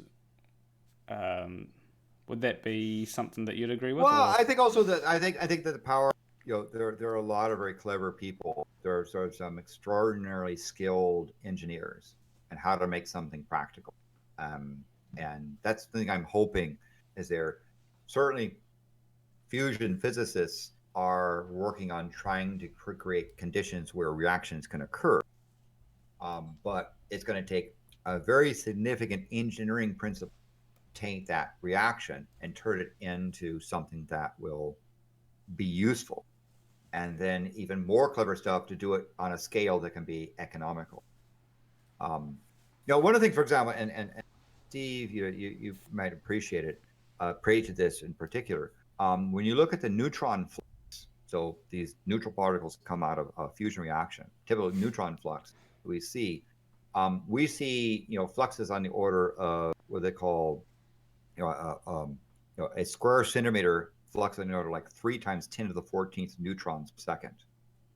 So we see neutron fluxes that exceed that in a uranium reactor by 2 to 3 orders of magnitude. Yeah, you're talking about, okay, well, in a reactor, across the reactor vessel, you have the control rods. And so you want to have an even distribution of your neutron flux. And the reason for that is that you burn your core evenly. You don't want to have certain amounts of the core here that have been burnt as opposed to over here that has less been burnt, because then you have to have differentials in rod height to try to make up for that. Yeah. So there's obviously other reasons as well. You want it so the what he's talking about is in the core itself per square or well, it'd be cubic centimeter, I guess. You have a certain amount of neutrons you have a certain amount of neutrons in that that region, and that's what he's talking about, the neutron flux across the core. So when you're looking at the reactor as a whole, you want to make sure you have a relatively even distribution. You also have to worry about xenon that's produced in the core, because if you have uneven burning, xenon's going to produce in that core, and unfortunately, xenon is an absorber of neutrons. Yeah. And once you have a reactor shutdown or something like that, you have to wait until that xenon is dissipated. Now, if the core is going to have an uneven distribution of xenon production, at this point, you need a higher rod height to add more criticality than this portion. So there's a lot of new. Matter of fact, one of the main reasons I didn't finish my degree in nuclear technologies is it required a course in neutron flux densities that I didn't really want to take. I think it was was it Phoenix University or no? It wasn't Phoenix? It was New York Regents University, I believe. I don't know. There's a couple of engineers that have degrees now, and I think probably had to take that course. But I knew I was going to have to take a course like that involving a lot of differential stuff that I don't remember after 20 years, but I knew I needed to take that course for it. So then the comparatively easy in a fission reaction like uranium, your material is mostly in a solid state, and so you can determine how it's distributed, how you're going to have absorbing a neutron, have your whole reaction, in a very, very stable way. Plasma is ionized gas, right? And you talk about ionized gas that's on the order of millions of degrees, right? So it's an ionized gas at a super, super high temperature. And you want it dense enough so that you get enough fusion going on. Now the problem is you're going to get hot spots where you get lots of neutrons coming out that's going to tend to push away the rest of the gas from that hot spot. And what happens? Well, you no longer have gas fading into the reaction, and your reaction goes down. So So there's a whole big process. The tokamaks are basically magnetic donuts, right? And the plasma is contained in a donut ring. And so when it pushes, it basically runs into other stuff and keeps the reaction going. The difficulty with fusion reactors is the neutron flux is typically 2 to 3 orders of magnitude higher than you'd have in some of your fastest breeder reactors. And you know, when you have hot, high neutron fluxes, you get problems and trying to manage this. So what they have to do with it in a fusion reaction is they use a lithium or lithium, they tend to, lithium salt, like with titanium, in order to surround the material. Why liquid lithium? Because no metal can stand up to that kind of reaction. You couldn't have zirconium rods around your fusion reaction. That kind of radiation pressure would destroy any crystalline status. It would structure. It would destroy any. It would cause steel basically crumble into dust because there's so much neutrons coming out that they bombard atoms and everything just falls apart. So the only way you can really do that is to perhaps surround the fusion reaction with a liquid like liquid lithium. Okay. And so that liquid lithium is then pumped into a heat exchanger, and now you're back to more classical reactor stuff that Steve's an expert in. I'm not. No, I'm not. No. By the way, don't anybody ever think that I'm an expert or I know shit about anything in any real detail. I am a perfectly fine layperson that just has a decent amount of knowledge on a certain wide variety of subjects, enough to at least to have a conversation with. But I am absolutely by far no expert in any single topic in any relevancy of any kind. However, I am flattered that I'm in the presence of genius quite often, actually, not just Landon, but there are other geniuses that I know that actually don't treat me like an idiot. That's my big thing. If a genius doesn't think I'm an idiot, I'm happy. Yeah. Okay, that's all it takes. And I'm a person. And also, for the record, I'm also pleased. Thank you for your service and your well-deserved VA benefits.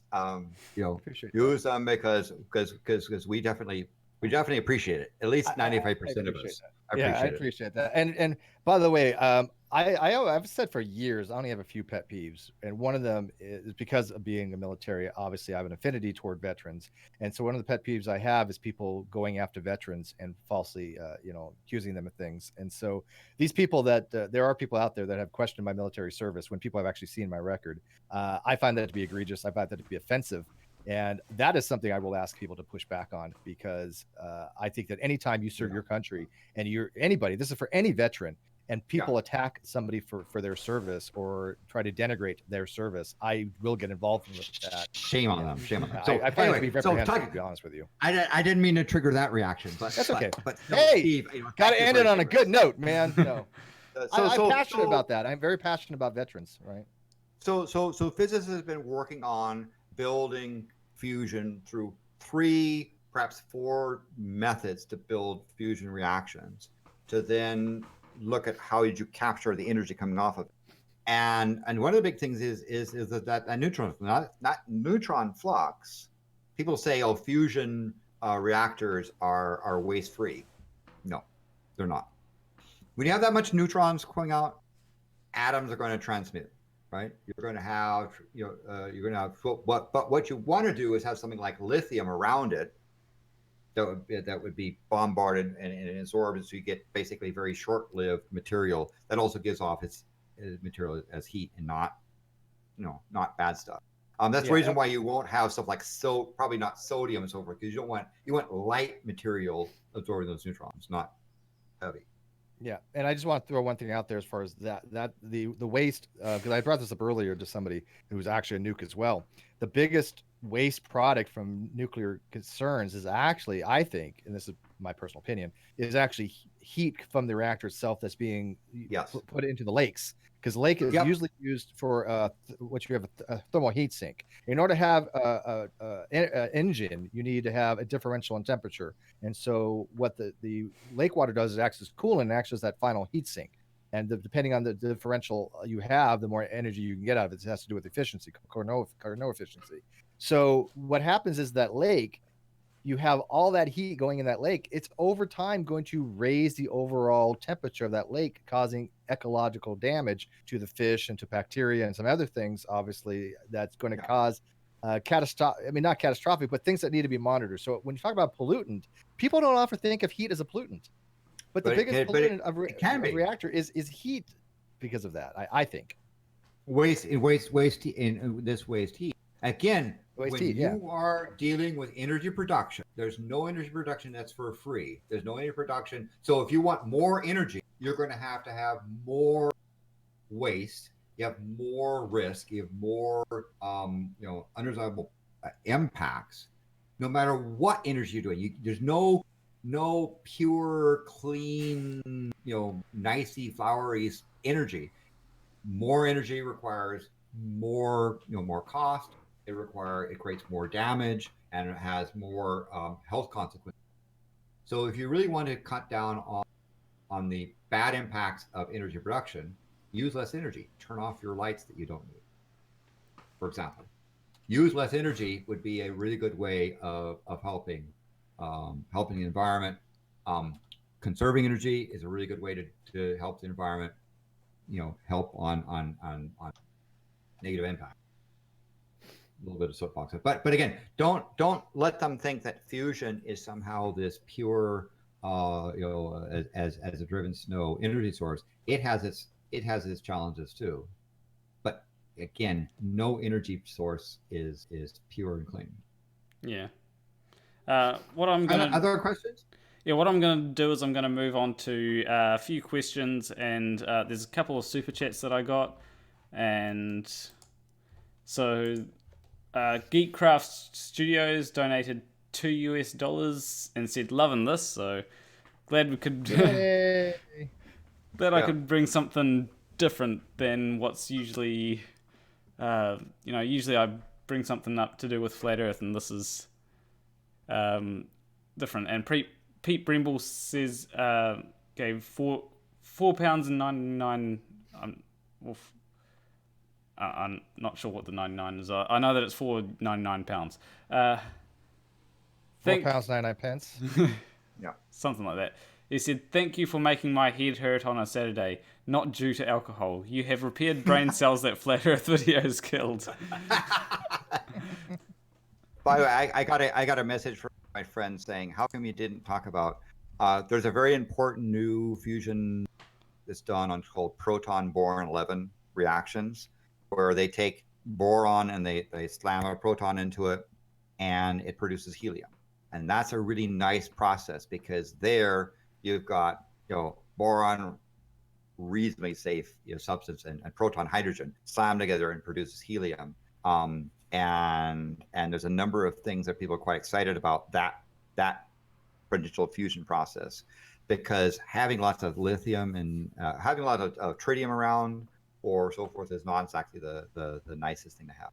So I got a pump from somebody saying, "Hey, how come you didn't talk?" That's proton boron 11.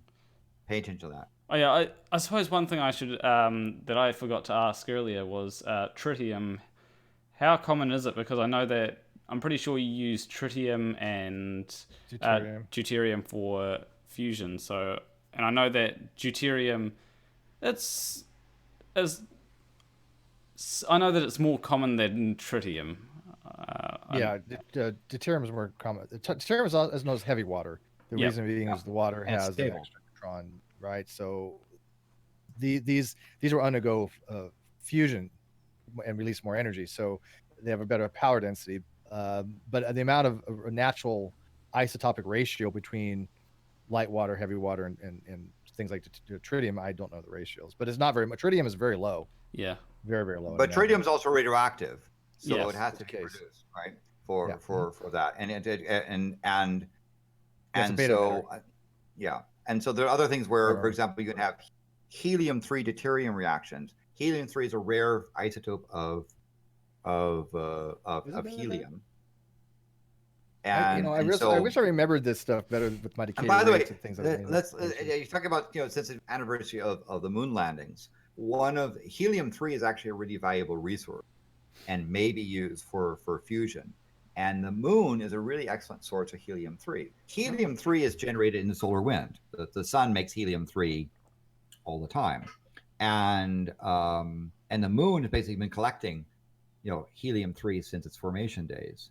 So the moon actually has a nice, dusting because there's no atmosphere, and so the surface of the moon is actually relatively rich in helium-3 compared with, and so that's one of the other processes. But the problem with deuterium helium-3 reactions is they're relatively light. It may be that deuterium, but they have higher temperatures, and proton-boron-11 is another one. So, sorry, I had there's a whole bunch of different saying, reactions. I mean, you have your first generation, second or third generation. You've got all. I mean, the complexities of fusion is. Landon may not estimate. Landon may have had privy information that nobody else kind of had when it comes to fusions of the fusion bomb, but the mechanisms and the actual mathematics of fusion is way different to the point of highly classified material, because it's still to this day is highly classified, but there's a lot more complexity when you're dealing with first generation deuterium and tritium reactions to helium, helium to deuterium reactions. There's a whole bunch. It's a whole different ballgame. That's why I didn't learn fusion reactions in the Navy. It'd be like a whole different subject. I neither confirm nor deny any information regarding such items, but I would instead direct you towards the proton-boron-11 research, which is there. Anyway, other comments, questions? Sorry. You may or may not know about certain things. Let's put it that way. Someone earlier said maybe it is interesting / helpful to talk about the history of how atomic theory came to be, if there is any particular observation that's especially relevant. Hey, go back to the Greeks for concept of atoms, right, Mr. Philosopher? I mean, they had they believe that's something. They basically took an inductive approach that there's something has to be the smallest particle according to them. They didn't have any concept of the atom, even for the the atomos. They did not think that there was some kind of proton neutron thing. They just thought, basically, as the way I understand it, is that if you have something, then you can divide that, divide that. There has to be some fundamental point where you just cannot have any more divisions, which is kind of the case. There are point particles out there that are indivisible, right? These are elementary particles, and so the atom is not indivisible. The atom is not the smallest particle. So, and maybe we'll be able to divide these point particles eventually someday. Well, I don't think so. Well, not according to the standard model, because like electrons don't have any kind of internal structure to them. A proton and neutron will have internal structures because they're comprised of quarks, up-down quarks.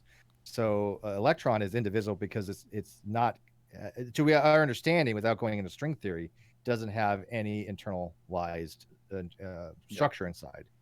Now, if you get into string theory, then you're in a different ballgame. Yeah. So Dalton was one of the things that he started looking at with systematic approach on trying to look at concept of atoms. And so a lot of very, very early scientific approach to atoms, as opposed to philosophical. Again, nothing wrong with philosophy, but they were asking important questions in science about questions. The first evidence-based theory stuff came from in the early 1800s by people like Dalton. And even then, the notion of Rutherford that were doing experiments using radiation and firing particles into atoms and see what happens, and notice that some stuff they bounce back, they hit something hard inside the atom and beginning to probe the nucleon. Was there Bohr? Niels Bohr was another person that really probed the nature of the atom early on. So you have to separate the philosophical conceptual notion of a smallest thing from the first scientific work, which probably came in the early 1800s, Dalton. Yeah. Another person said, I think the Rutherford gold foil experiment is important, and I'd agree with that. Yes. Yes. Because the Thomson model was that the atoms were basically sort of this pudding, this amorphous blob pudding thing. And Rutherford was using alpha particles from, I believe it's from radium, firing at atoms, and observed some of the particles bouncing right back, right? That they hit something and recalled, back, and they hit something hard. And so the Rutherford model was that there was some hard thing inside an atom that was that had a lot of mass compared with the atom. In fact, we now know that 99% of the mass is in the nucleus. And Rutherford was their Thomson Rutherford, their early experiments, quite important. I would also go with the Millikan oil drop experiment. He won a Yes. Nobel Prize for actually determining the actual size of the charge of the electron, which was critical. And Hans Geiger and Martin and were also involved in early 1900s in discovery of the nucleus, discovery of isotopes, radioactive decay, the Curies. Marie Curie had predicted a lot of stuff in understanding nuclear radiation, and some of the nuclear chemistry that's involved came. Unfortunately for her, it also came at a price. It ended up killing her, and her notes are today not safe to be around except with lead-lined suits. Okay. But yeah, another thing that I just want, there's something I was thinking about earlier on when you were talking about the whole fusion stuff. So what it sounds to me is like you've actually managed to, when you're using something like magnets to compress the hydrogen, it sounds like you've got pressure without a container there. I mean, without a classical solid container like flat earthers say about. Yeah, you have a collapsing magnet. It's called a Z-pinch. Is you've got a electromagnetic field that collapses in on itself, and the charged material is forced together in this spot, briefly. So the same thing with the laser stuff, of having a little pellet with deuterium, or maybe deuterium tritium in the center, and you focus lasers on the outside of the pellet, and it causes the outside edge to heat up to very rapidly, and the shock wave causes the internal pellet to collapse in on itself and begin to fuse. So what you're dealing with is little pops, right? The inertial confusion, inertial confinement stuff is creating series of little pops, right? Magnetic fusion says we'll take a large portion of plasma, combine it in a magnetic field, and let it fuse for a long period of time. Different approaches, but pluses and minuses. I can neither confirm nor deny compressor waves are a highly critical thing to use for atomic weapons. I can neither confirm or deny that. Okay. I know that you've got to head out, Stephen. We're gonna. Yeah, I got a Patreon meeting at 3 p.m. that I posted already on my Patreon. So yeah, I'm waiting. Oh, that's right. So you have a Patreon meeting. Yeah. Yeah, I'll give you a link. Because people should Patreon to these folks there. I just get to talk, but they do the hard work of running channels. So please support them, subscribe. I assume you've got a list where people can, if they wanted to do nice things for you. I don't. I had a small Amazon list just because people wanted me to. They're all small items. There's all been fulfilled. I just have nothing. I'm content, man. I'm good. But what about our host? Yeah, he might have something. Yeah, I mean, got a cool keyboard. Get him some sheet music. I've mostly got a Patreon, and if I can get it up to $800 per month, that would be excellent. But even just getting it up to $400 per month would be great, because it's at 194 currently. And if I can get mine to $2 billion a month, I'd be very happy. So $1 a month to help this guy do his content. Yeah. I'll take Patreon. $1 a month is fine with me. I'm too. I could use that. But I don't. Because if he gets up to 10,000 subscribers, another digit, he'll turn it from basically hand-drawn thing to a laser printer on a piece of paper. The next one will be a wooden play button at 10,000. Oh, okay. Ooh, okay. So yes, help. Courage to subscribe. What is 10,000? I have 10,000, but I think that's a what is that? Ruby? Or is it, what is it? Not Ruby. Ruby's the highest. What is it for 10,000? It's I don't remember. But I do want copper. I don't know. Bronze. Bronze. I think it's bronze. I think it's for 10,000. Susan will only spit shoes. What? You cut out. I Your think mic I died. think Yeah. at 10 I think at 10,000, Susan will only spit on your shoes rather than in your face, right? 1,000 she'll spit in your face. 10,000 only Okay. spit on your shoes. But one thing that I do have to ask Steve before he goes off, because I really like your Twitter handle, Steve. Or not Twitter handle, but your Twitter name, A Holy Pope of Agnosticism. I've just temporarily changed it. It's now agnostic engineer, Okay. but usually it's a holy Pope of agnosticism. Yeah. Yeah. I just want to ask something about that, because it does that mean the A Holy part, does that mean that you're without holiness? Or does it You can mean take it for that any way you want. or, It's or, all up to you. or is it just you saying that, yeah, I'm an a-hole? I think it works both ways, doesn't it? That's the whole point. I thought it was like astronomical hole, like in one short of a black It's hole. however you want to interpret it. It works both ways. Yeah, That's why I made it that way. and I just And by the way, I apologize for the errors made. Consume back through when you say it's not 0.7%, it's 0.71%. Sorry. one person just said something about my viewership being so low, and it's actually pretty high. That's a troll called, that's a troll named Agrippa that has been following me around, basically just spewing bullshit for months because he's got a raging massive boner for me. I blocked him on everything. He's literally just going around just making shit up to cause drama. Yeah. That's all. But But anyway, so subscribe to the channel and and help him out and we'll have put a buck in the Patreon.